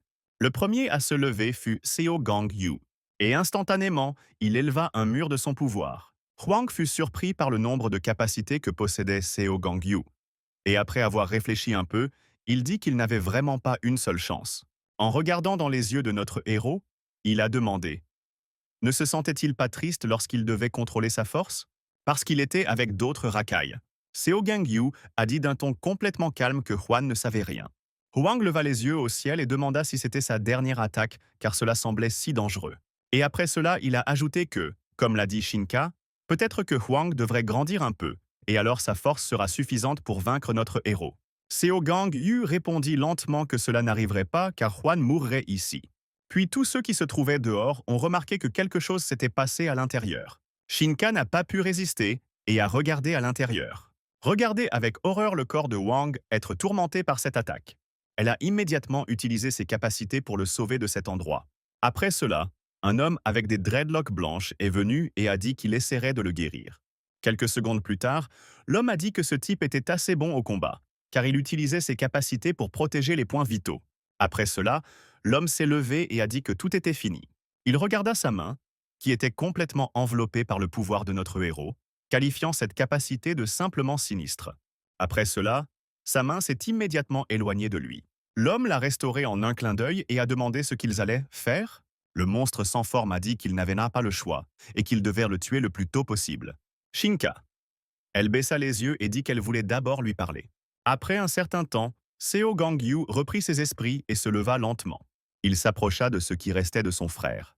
Et puis, il a ramassé cette boulette de viande. À cette seconde même, Shinka apparut devant lui. Elle a dit sincèrement qu'il n'était pas trop tard et qu'il pouvait partir avec eux. Dès que Seo Gang-yu l'a vu, il a activé ses capacités. La fille, ne comprenant rien, le regarda droit dans les yeux. Et à ce moment précis, quelqu'un a utilisé ses capacités sur notre héros. Edward a annoncé que puisque les négociations avaient échoué, il n'avait d'autre choix que de tuer notre héros. Il regarda les autres et demanda « Quelqu'un a-t-il des objections ?» Tous les autres ont immédiatement répondu qu'ils étaient entièrement d'accord avec lui. Le monstre blanc a immédiatement augmenté de taille.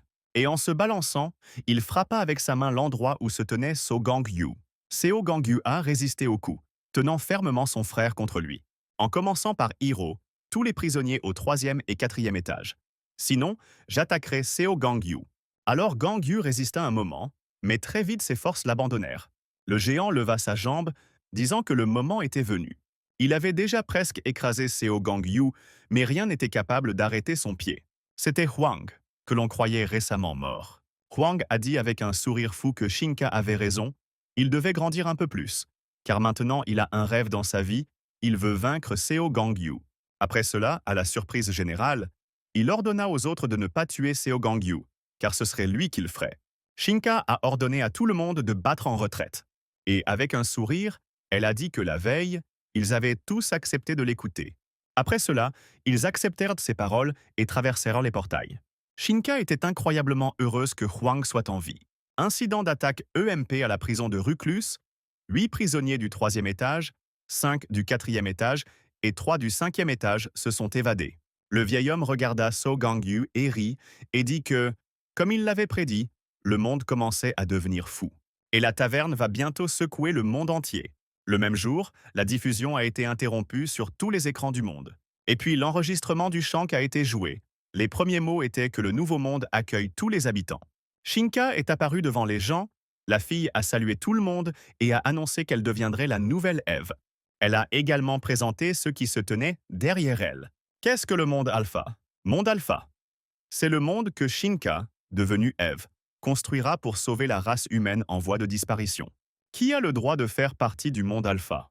Les conditions pour faire partie du monde alpha sont les suivantes. Tout d'abord, vous devez avoir de fortes capacités. Deuxièmement, vous ne devriez pas protéger ceux dont les gènes n'ont pas été choisis. Troisièmement, vous devez être une personne en bonne santé et fertile. Qu'adviendra-t-il de ceux qui ne répondent pas aux critères? Après avoir réfléchi un peu, Shinka a dit qu'elle pensait que laisser les gènes rejetés dans l'humanité était en soi un péché mortel. Par conséquent, la fuite et les gènes n'ont pas été choisis et doivent être exécutés. Finalement, Shinka a déclaré qu'au cours du mois prochain, ils choisiront des néo-humains qui feront partie du monde alpha et leur enverront des invitations. Ceux qui les refusent seront perçus comme des personnes qui violent la deuxième condition déjà mentionnée. Ils vont donc les exécuter également. Finalement, l'enregistrement s'est arrêté, laissant toute l'humanité dans la perplexité. Baiser, le président de la communauté internationale, à la suite de l'évasion de la prison de Ruculus et de la diffusion de l'information dans le monde entier peu de temps après, a déclaré ouverte la réunion du Conseil de sécurité mondiale. Einheit, le chef du parti de l'harmonie, a été le premier à prendre la parole, déclarant que le directeur avait donné à So Gangyu le droit d'arrêter les criminels à sa propre discrétion sans en informer ses supérieurs. On ne peut pas donner à quelqu'un le droit d'exécuter qui il veut. Après tout, c'est ce qui a provoqué un chaos et un désordre incroyable. Le leader du Parti de la Paix et également ancien président de l'Association des héros a déclaré que ce type disait des bêtises parce que le patron avait pris la meilleure décision dans cette situation. Et tout le monde aurait fait la même chose qu'elle s'ils avaient été intelligents. L'homme a immédiatement déclaré qu'ils auraient au moins pu trouver le temps de faire un rapport, malgré l'urgence, ce à quoi l'ancien président a déclaré que même un instant ne pouvait pas être perdu. C'est pourquoi elle est allée chercher Seo Gangyu, et il comprend la raison de ses actions. Le ministre de la Justice a déclaré que même s'il considère comme injuste que 2 personnes aient le droit de mettre fin à la vie d'autrui de leur propre chef, la décision est entièrement justifiée compte tenu des circonstances. Le commissaire des incendies a déclaré qu'il craignait que des personnes soient gravement blessées par ce qui se passait. Le chef de la police a répondu qu'ils avaient déjà souffert et qu'ils n'avaient pas eu une seule seconde de libre depuis que la diffusion avait causé des problèmes de sécurité publique. Le vice-ministre de la Défense nationale a déclaré que cela peut difficilement être considéré comme un incident d'évasion de prison et qu'il se trouve désormais au milieu d'une guerre. L'ancien président a immédiatement déclaré qu'il disait depuis longtemps qu'il était temps de les tuer. Il a également déclaré que s'il avait été encore président de l'Association des héros à cette époque, il serait mort avant que cela ne soit nécessaire, tout comme il ne peut pas croire qu'ils aient eux-mêmes créé une menace en laissant en vie les criminels capturés. Depuis que Laosa a pris le contrôle de l'Association des héros, le monde est en enfer. Cependant, à la table, ils ont immédiatement exprimé une opinion différente et ont déclaré que l'ancien président n'était pas si blanc, car les décisions qu'il prenait en tant que président ne pouvaient pas être qualifiées de correctes, et il suffisait de regarder les héros de l'époque. Après tout, la plupart de ses protégés étaient fous. L'ancien président a immédiatement répliqué et a déclaré que la preuve était le fait que depuis que Laosa était devenu le chef de l'association, Ceux qui auraient pu devenir des héros se sont transformés en méchants et ont causé beaucoup de mal. Donc ces tactiques étaient encore plus imprudentes. Le président du monde a finalement pris la parole et a déclaré qu'il serait intéressé de savoir ce que le Laos dirait maintenant. Après tout, au lieu du chef de l'association des héros, il y a désormais une place libre. Une fois la réunion terminée, l'ancien président est retourné à sa limousine et a dit à son chauffeur que tout s'était mal passé et que tout cela était à cause du Laos. Après être devenue présidente de l'association des héros, tous les membres se sont séparés. Parmi les partisans de la correction figuraient le Parti de l'Harmonie, le commissaire des incendies, le vice-ministre de la Défense nationale et le président de l'association des héros, et les partisans de la punition, parmi lesquels lui est le chef de la police, et aussi le ministre de la Justice, qui reste neutre. Et il s'avère que même l'avantage crédité, l'opinion des partisans de la punition n'a pas été prise en compte, et même le président actuel était plus enclin à l'opinion du chef de l'association des héros. Mais maintenant cet endroit est vide, et ils doivent y placer l'un des leurs. Pour que les avis soient pris en compte, un ratio de 3 à 3 est suffisant. Après avoir réfléchi un moment, l'ancien président a déclaré que c'était pour cette raison même qu'ils allaient maintenant rencontrer l'ancien héros de l'égalité, nommé Seo Gang-yu. Le garde a dit que cet homme était assez proche de Laosa. À quoi l'homme répondit avec un sourire que la situation avait changé et qu'il était maintenant de l'autre côté. Pendant ce temps, Seo Gang-yu était sur la table d'opération. Et finalement, il reprit conscience. Il a vu son équipe précédente devant lui et n'a pas compris pourquoi ils étaient tous partis sans donner de réponse à sa question. Pourquoi les héros ne devraient-ils pas tuer les méchants? Soudain, il s'est réveillé, tout mouillé. Et en regardant autour de lui, il réalisa qu'il était dans une salle. Et il vit l'élève de Mago devant lui. La fille lui a immédiatement demandé s'il allait bien. Seo Gang-yu la regarda d'un air menaçant, disant qu'il n'allait pas bien du tout. Puis il a semblé baisser les yeux et dire qu'il aurait dû tous les tuer sur place, mais il a échoué. En regardant la fille, il demanda « Est-elle vraiment venue ici pour dire, comme les autres, qu'il était mal de tuer des méchants ?» La jeune fille resta silencieuse et dit qu'il fallait créer une nouvelle association de héros et choisir des personnes pour une égalité renouvelée. Elle a également déclaré qu'elle agissait actuellement en tant que présidente de l'association des héros, mais qu'en raison des changements à venir, ils auront besoin d'un héros pour les guider plus loin. C'est pourquoi ils ont pensé à choisir notre héros, en tant que héros de l'ancienne égalité, pour être à la tête de l'association des héros. Seo Gang-yu a brièvement répondu qu'il n'était plus un héros. Une autre personne est apparue dans la salle à partir d'ici. L'ancien président a déclaré avec un sourire que Seo Gang-yu est désormais un agent pénitentiaire.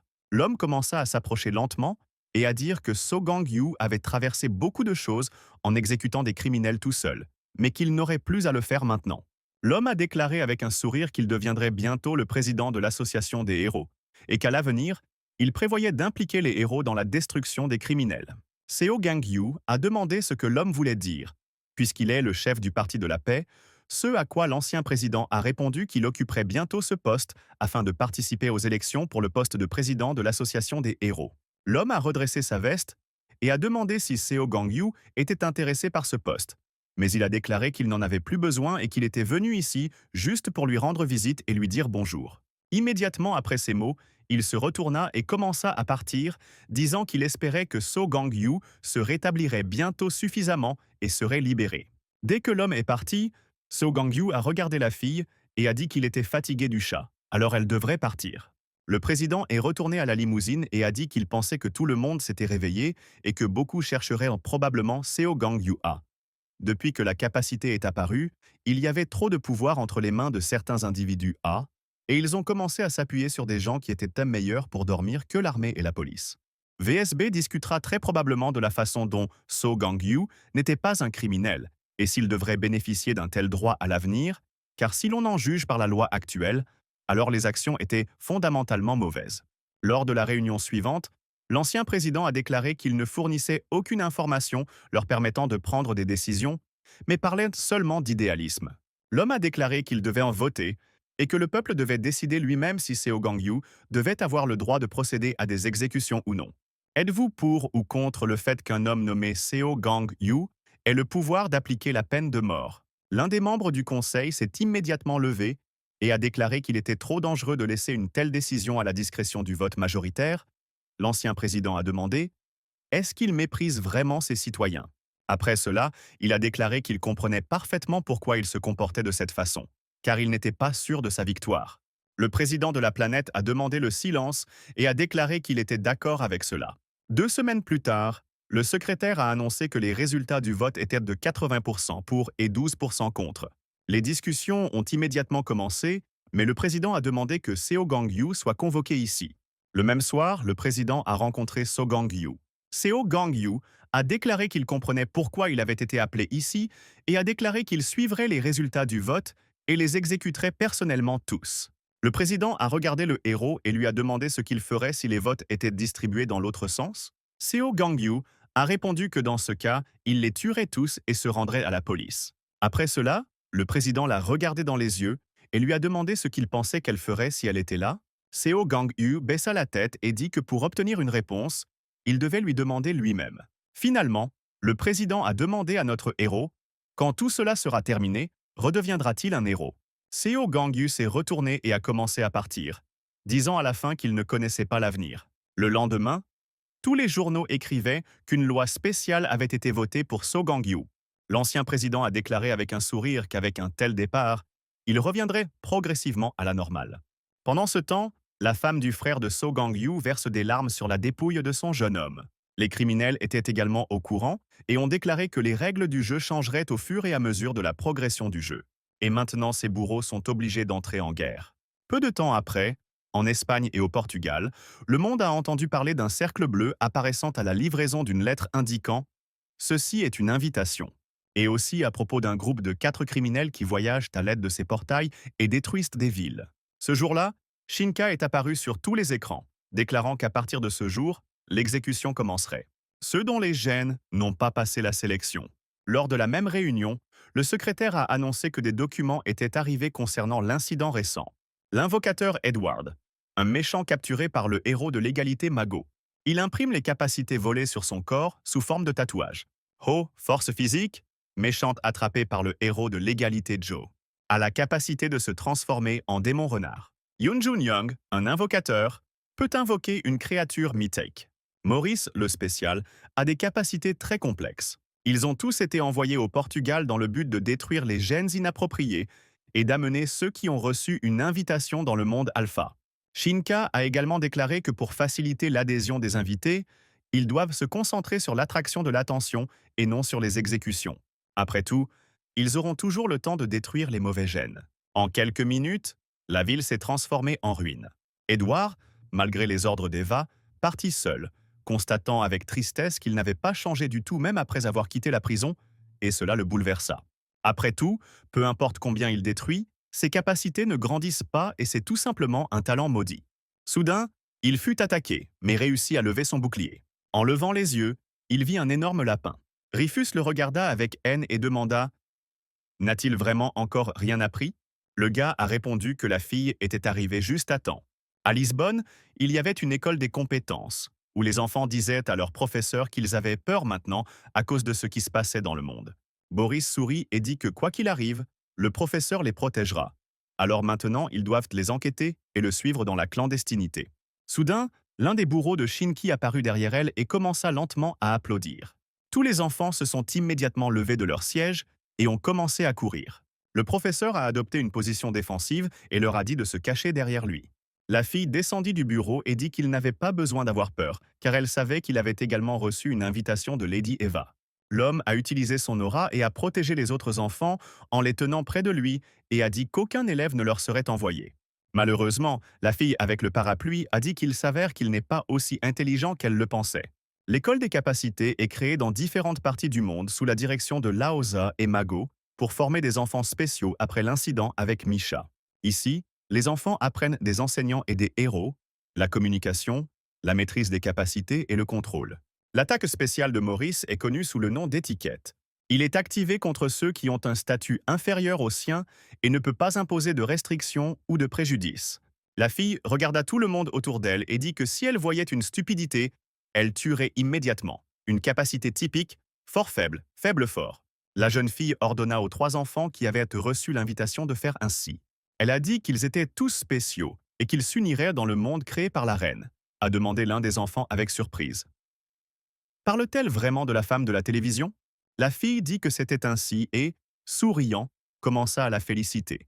Mais l'enfant qui posait cette question répondit que dans ce cas, il n'irait pas avec eux. L'homme s'est mis à crier que la femme avait dit qu'il fallait faire du mal à ceux qui n'ont pas de pouvoir. Mais il a beaucoup d'amis sans pouvoir, et il ne permettra pas qu'on leur fasse du mal. Les autres filles ont dit que leur mère et leur père n'avaient pas non plus de capacité. Donc cela ne veut pas dire qu'ils étaient mauvais. Les enfants ont dit à voix basse que le professeur avait dit qu'on ne pouvait pas discriminer et haïr ceux qui sont différents, et que les gens qui essaient de résoudre les problèmes avec leur capacité au lieu de parler sont également mauvais. La fille qui écoutait tout cela sourit et dit que seulement dans ce cas, il devrait en mourir. Après cela, des bocaux sont immédiatement apparus sur leur cou et ont commencé à les presser. Cependant, Prophet avait la capacité d'absorber les coups. Il est également connu comme le héros bodyguard. Maintenant, il a utilisé sa capacité pour protéger tous ses enfants. Voyant cela, la fille dit qu'elle comprend maintenant pourquoi Shinka lui a envoyé une invitation car c'est la capacité idéale pour un garde du corps. Après avoir réfléchi un peu, elle a ajouté que pour le confort d'Eva, un garde du corps est nécessaire, donc le tuer serait un gaspillage. Maurice s'approcha lentement d'elle et lui dit qu'il la connaissait très bien et qu'il se souvenait également d'elle depuis sa jeunesse. Cependant, la fille leva immédiatement la main et lui demanda de se taire car c'était très impoli d'essayer de disperser le passé, car elle n'était pas venue ici pour parler. Et par ordre de la reine, elle déclara haut et fort qu'il devait lui remettre les enfants et qu'elle l'épargnerait. Cependant, le professeur a immédiatement répondu qu'il ne le ferait pas. La fille les regarda ensemble et demanda « Est-il possible que son enfant biologique soit parmi eux ?» Le gars a répondu que ce n'était pas le cas. La fille l'a regardé avec surprise et lui a demandé quelle en était la raison, à quoi l'homme répondit que c'était seulement parce qu'il était enseignant. Prof travaille comme professeur à l'école des capacités et il possède un pouvoir défensif qui lui permet de résister longtemps aux attaques des prisonniers des 3e et 4e étages. Mais pendant la présidence de l'ancien président, ce chiffre n'a pas dépassé le 5e niveau. Et la raison était qu'il n'avait pas la capacité destructrice de tuer des héros. Mais après que Laosa soit devenu président de l'association, elle lui a proposé de travailler comme professeur à l'école des capacités. L'homme a demandé s'il était expulsé parce que ses capacités n'étaient vraiment pas adaptées à un héros, ce à quoi Laosa a souri et a dit que ce n'était pas le cas et que cela signifiait qu'elle voulait qu'il soit à la fois un enseignant et un héros. Levant les yeux, elle dit qu'il n'y avait rien de plus important que d'instruire les enfants, et qu'il fallait donc confier cette tâche au meilleur héros. Il répondit que ce n'était pas son cas. La jeune fille a demandé où d'autre elle pourrait trouver un héros aussi exceptionnel que lui. L'homme la regarda avec surprise, et elle lui expliqua qu'elle voyait devant elle un héros qui protégeait ses camarades au prix de sa vie. Il se tient donc maintenant face à un adversaire bien plus fort que lui, et dit que si le monde retourne au chaos, des enfants malheureux comme lui continueront à naître. En entendant ces mots, son visage changea de colère et elle demanda ce qu'il savait d'elle. Il a déclaré que comme il l'avait déjà dit, ils la connaissaient tous bien. La fille est devenue encore plus en colère et a dirigé son attaque contre lui, en disant qu'il ne devait pas la faire rire avec des mots aussi stupides. L'homme a été immédiatement attaqué. Il a utilisé sa capacité pour protéger les enfants et a pris tous les dégâts sur lui. Pendant ce temps, la folle disait qu'ils allaient tous mourir. Soudain, elle sentit la chaussure de quelqu'un sur sa tête. C'est Seo Gangyu, qui a plaqué sa tête au sol un instant plus tard. Seo Gangyu se tenait juste au-dessus d'elle, lui disant qu'elle devait amener le fou ici même. Immédiatement après ces mots, elle a utilisé son pouvoir et a créé une guillotine. Cependant, Seo Gangyu l'a facilement détruit. Et puis, il l'a encore frappé au visage. En y repensant, Seo Gangyu a dit que le professeur devrait prendre les enfants et s'enfuir d'ici le plus rapidement possible. Seo Gangyu a encore frappé la fille à plusieurs reprises et son aura a divorcé. Après cela, il la souleva d'une main. Mais de manière inattendue, la fille utilisa sa vraie forme. Deux messieurs invisibles sont apparus derrière notre héros. Elle-même s'est levée et a agité son parapluie pour créer une protection invisible pour vous-même. Lady Maud, c'est la vraie forme de Maurice.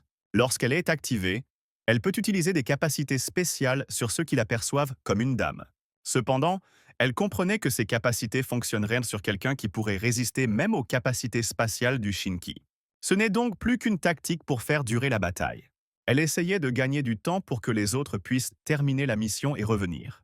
Seo Gangyu a commencé à s'approcher lentement d'elle, et elle a levé les mains et a dit qu'elle savait où se trouvait Shinka. Ce à quoi Seo Gangyu a répondu qu'il n'avait pas besoin de sa localisation. Il peut simplement apporter le cadavre de son ennemi et le faire examiner pour tout savoir. Elle décida de gagner du temps et lui demanda ce qu'il ferait quand il la retrouverait. car il n'aurait à affronter personne, car cette fois, la reine ne le laisserait certainement pas en vie. Seo Gangyu n'a pas répondu à cette question et a seulement invoqué son pouvoir. Pour toi, elle représente tout ça. La fille a décidé que la seule option était le suicide. Et maintenant, elle doit mourir et ne laisser aucune trace. Pendant ce temps, Seo Gangyu l'avait déjà demandé. Cependant, Shinka elle-même apparut soudainement. Elle a demandé avec un sourire « Est-ce que Seo Gangyu voulait vraiment la voir à ce point ?» Dès qu'elle est apparue, le héros est immédiatement entré dans sa forme de combat. Après cela, Seo Gangyu a détruit sa barrière d'un seul coup et a déclaré qu'il la tuerait. Shinka dit avec un sourire qu'elle s'occuperait de cela et que son subordonné devrait aller s'occuper de ceux qui ont rejeté l'invitation. Après cela, elle a été instantanément émue, mais Seo Gangyu a quand même réussi à lui infliger des dégâts. Pendant ce temps, le professeur et les autres ont commencé à s'enfuir. Maurice voulait attaquer, mais la blessure était trop grave et l'une des filles s'arrêta et la regarda. Après cela, elle a pointé son doigt et a dit que c'était exactement comme dans le manuel. Pendant ce temps, Wu Seo Gangyu a immédiatement utilisé sa capacité la plus dévastatrice, et lentement, il déclara que sa tombe serait ici. Shinka sourit et voulut lui dire que pour utiliser ce pouvoir, il devait adopter une forme spéciale. Cependant, il se surmenait, et avant qu'elle ait pu finir de parler, Seo Gangyu l'attaqua avec ses pouvoirs. Soudain, il remarqua qu'elle utilisait ses techniques pour rediriger cette attaque. Shinka a dit qu'elle était surprise que son pouvoir ne fonctionne pas sur lui. Puis elle se retourna et appela ses deux assistants. Une fois à l'intérieur, ils ont immédiatement dit qu'il aurait été préférable de rester à la maison. Canis a déclaré qu'il était impossible de simplement faire durer le temps sans le tuer, car il ne pourrait pas y résister. Après cela, Shinka dit avec un sourire qu'il pouvait simplement s'enfuir. Elle a essayé d'ouvrir le portail, mais cela n'a pas fonctionné. Seo Gangyu la regarda avec colère et déclara que ce serait sa tombe. Le cercueil du ciel sombre est un espace créé en utilisant toutes les capacités de Seo Gangyu, et il est impossible d'en sortir. Lorsque Shinka se battait aux côtés de Huang, elle a pu utiliser le pouvoir de l'extérieur pour sortir ce type, mais maintenant qu'elle est à l'intérieur, elle ne peut pas sortir. Seo Gangyu n'a pas perdu de temps et, à la place, il lui a lancé son poing complètement dessus. La fille a immédiatement levé son bouclier, qui a été immédiatement détruit. En voyant cela, elle a décidé qu'il n'y avait pas d'issue et qu'elle devait maintenant tuer notre héros. À ce moment-là, tout le monde ressentit une étrange tension. En regardant en arrière, So Gangyu vit le même vieil homme du 5e étage. Le vieil homme sourit et dit que So Ganyu est fort, mais qu'il est toujours incomparable. En le regardant, Shinka demanda « Quel genre d'absurdité est-ce » Cependant, alors qu'elle criait, le vieil homme s'était déjà approché d'elle. La fille a réussi à utiliser la téléportation et a demandé pourquoi il l'attaquait, ce à quoi le vieil homme a répondu qu'elle interférait dans une conversation entre hommes. Du sang a commencé à couler de son nez et elle a ordonné à ses assistants de le détruire, disant que le vieil homme était déjà à bout de souffle. Ce à quoi l'homme se contenta de rire et dit qu'il était toujours fermement debout. Shinka a utilisé ses capacités et les a dirigées vers ce vieil homme. Cependant, une seconde plus tard, il est apparu derrière elle et a déclaré qu'elle avait vraiment une capacité puissante. Et elle n'est pas inférieure en force à Wang. Après cela, il la frappa une fois et la jeta en arrière, disant qu'ils avaient tous les deux le même problème. La tige, couverte de sang, tomba au sol. Et le vieil homme dit qu'ils étaient tellement emportés par leur capacité qu'ils négligèrent l'entraînement de leur corps. En la regardant, il déclara que le corps dans lequel l'âme se réchauffe est la véritable source de force. En entendant ces mots, Shinka les prit comme une insulte et développa une vitesse énorme, voyageant à travers ses portails avec ses assistants. Ils commencèrent à l'attaquer rapidement. Cependant, le vieil homme résista à chaque coup. Souriant, l'homme dit que, à sa grande joie, au moins elle formait ses subordonnés avec diligence. Seo Gangyu fut momentanément surpris par cet imprévu, mais observant la situation, il décida rapidement quoi faire. Il a fait équipe avec Kingston pour tuer cette femme. Au quartier général, il savait déjà que ce vieil homme était apparu. Les autres ont dit que ce type avait toujours été un étranger et qu'il semblait avoir développé un nouvel intérêt. Le président a déclaré que Seo Gangyu était désormais en danger, ce à quoi il a été répondu que tout allait bien. Pendant ce temps, Maurice demandait avec un sourire pourquoi son passé était écrit dans le manuel. L'enseignante n'a pas répondu et s'est mise en colère en disant que c'était extrêmement dégoûtant. Soudain, de manière inattendue, le professeur nous a dit que les manuels décrivaient le passé de tous les prisonniers de Ruclus. Elle demanda avec colère « Est-ce vraiment pour se moquer des perdants ?» Ce à quoi le professeur répondit que ce n'était pas une moquerie, mais une tentative de compréhension. Lorsqu'ils apprirent que Laos et Mago créaient une école de compétences, un surveillant vint à eux. C'était Seo Gang-yu, qui travaillait comme gardien de prison à l'époque. Il a avancé l'idée d'ajouter la criminologie comme matière obligatoire. Les autres hésitaient, car c'était trop dur pour des enfants. Cependant, Seo Gang-yu leur dit qu'ils devaient le savoir. Seo Gang-yu a déclaré avec confiance que la génération actuelle devra diriger la société du futur et qu'elle devra leur parler des conditions dans lesquelles vivent les criminels et leur dire si le public aurait pu empêcher ces crimes ou pourquoi il ne l'a pas pu. Tout le monde devrait expliquer cela aux enfants, car ce n'est pas une excuse pour les criminels. Ils sont sur chacun équitablement, et si au moins 1%, les raisons dans la société, ils devraient le comprendre et avancer pour prévenir la tragédie autant que possible, ils doivent donc comprendre les criminels. Maurice rit et demanda « À quoi cela ressemblait-il de fouiller dans leur passé ?» Soudain, l'ancien président est apparu et a déclaré que l'enseignant était complètement désespéré et qu'il aurait dû être éliminé pendant son règne. Le professeur regarda l'homme avec surprise, tandis que l'ancien président disait aux enfants qu'on leur avait mal enseigné et que maintenant, on leur dirait vraiment la vérité. L'homme a redressé sa cravate et a déclaré qu'avoir un passé criminel était un luxe. Ceux qui se laissent guider par leurs émotions tentent de blâmer l'environnement et la société pour l'émergence des criminels, suscitant ainsi de la sympathie à leur égard. Mais les criminels sont nés comme ça. Ce ne sont que des mutants, une tumeur cancéreuse. Le président a retroussé ses manches et a déclaré qu'il fallait retirer le cancer. Après cela, l'homme a sorti sa montre et a dit qu'il verrait d'abord si elle pouvait le supporter pendant au moins 10 minutes. Immédiatement après cela, il lança un coup dévastateur à grande vitesse. La fille a immédiatement utilisé sa défense et l'a traité de bâtard. Cependant, immédiatement après cela, il s'est approché et a porté un autre coup, détruisant sa défense. Et puis il a utilisé l'accélération et a fait une référence à Jojo. Après une série de ces coups, il lui a arraché la moitié des dents. Il a continué à la frapper avec son genou, ne lui laissant aucune chance de respirer. Et finalement, elle a pu trouver un moment pour utiliser sa capacité. Derrière l'ancien président, des messieurs invisibles sont immédiatement apparus. Cependant, en utilisant l'accélération, l'ancien président s'en est immédiatement occupé. Et il a asséné un autre coup violent en plein visage de la femme. Il lui fit alors un signe et l'envoya voler dans les airs avec un coup de coude. Il sauta assez haut et la frappa avec ses mains à quelques reprises. Et il a continué à la battre devant les enfants. Ils restèrent tous là à regarder, incapables de faire quoi que ce soit. Après quelques minutes supplémentaires, le président a finalement jeté son corps au sol. Après cela, il leva sa jambe et la frappa au ventre de toutes ses forces. En regardant sa montre, l'homme a dit qu'il lui restait encore environ 3 minutes. Allongée sur le sol, la fille demanda « Est-ce vraiment la capacité d'accélérer le temps ?» Penché sur elle, il lui prit la tête et lui dit qu'en utilisant son pouvoir, il pouvait manipuler le cours du temps pour lui-même et pour tout ce qu'il touchait, qu'il s'agisse d'un objet ou d'un être vivant. Cela signifie qu'il pouvait aussi le ralentir. Ralentissant le temps, il commença à lui serrer lentement la tête et à dire que maintenant, elle allait mourir lentement et douloureusement. Un seul instant s'est écoulé. Mais pour Maurice, cela semblait une éternité. Après cela, l'ancien président s'est levé et a exprimé ses plus sincères regrets. Après tout, si la situation avait été calme, il y aurait consacré beaucoup plus de temps. Soudain, la fille s'est mise à rire. L'homme la souleva et lui demanda « La peur de la mort l'a-t-elle rendue folle ?» Avec un sourire, la femme a dit qu'elle ne mentirait pas et ne dirait pas qu'elle n'avait pas peur de mourir.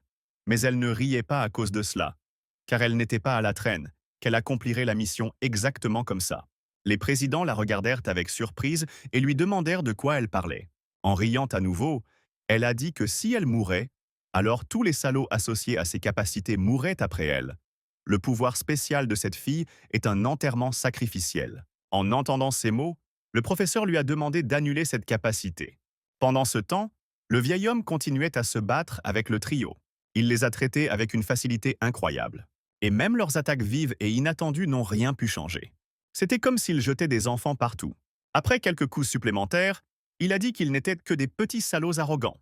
En les regardant, il dit qu'ils n'avaient aucun contrôle sur leur pouvoir. Après cela, il a accéléré et a dit qu'il ferait en sorte qu'ils ne pensent plus jamais comme ça. Après cette attaque, il a dit qu'il pouvait demander à leur guérisseur de leur remettre les mains sur pied car c'était un homme assez compétent.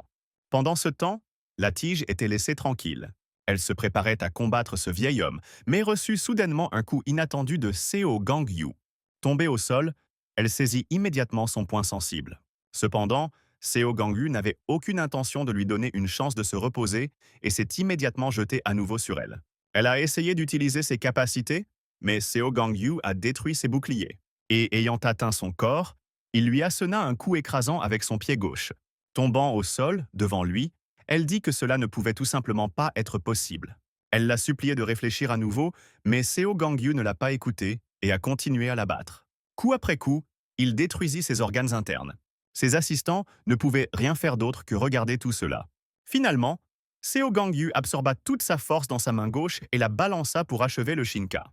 Les larmes aux yeux, la femme criait qu'elle ne pouvait pas mourir ici. Et soudain, le vieil homme arrêta notre héros. Seo Gangyu le regarda avec surprise. Et grand-père a dit qu'avant Seo Gangyu ne tuait pas seulement avec sa force. Donc l'invincible ne devrait pas recevoir d'aide. Pendant ce temps, le président a demandé ce que signifie la capacité sacrificielle. Souriante, elle a dit que le système s'activerait dès que le propriétaire mourrait. Le président a dit aux professeurs et aux enfants d'écouter attentivement maintenant. Il a regardé en arrière et a dit qu'il exprimait ses regrets à l'avance. Le professeur n'arrivait pas à croire ce qui allait se passer. Mais l'ancien président n'a pas hésité à achever cette femme. Son visage exprimait une imperturbabilité totale. La jetant au sol, il dit que s'il ne récupérait pas cette femme, ne la soignait pas et ne libérait pas ses pouvoirs avant de la tuer, alors il pourrait survivre. Mais si par hasard il la sauve et la perdent ensuite, d'innombrables personnes souffriront à nouveau. Il valait donc mieux la tuer ici et maintenant, et me sacrifier. L'ancien président a étendu ses bras et a déclaré que les sacrifices pour le bien commun sont tout simplement nécessaires. Après cela, l'homme toucha la montre et dit qu'il les remerciait pour leur sacrifice.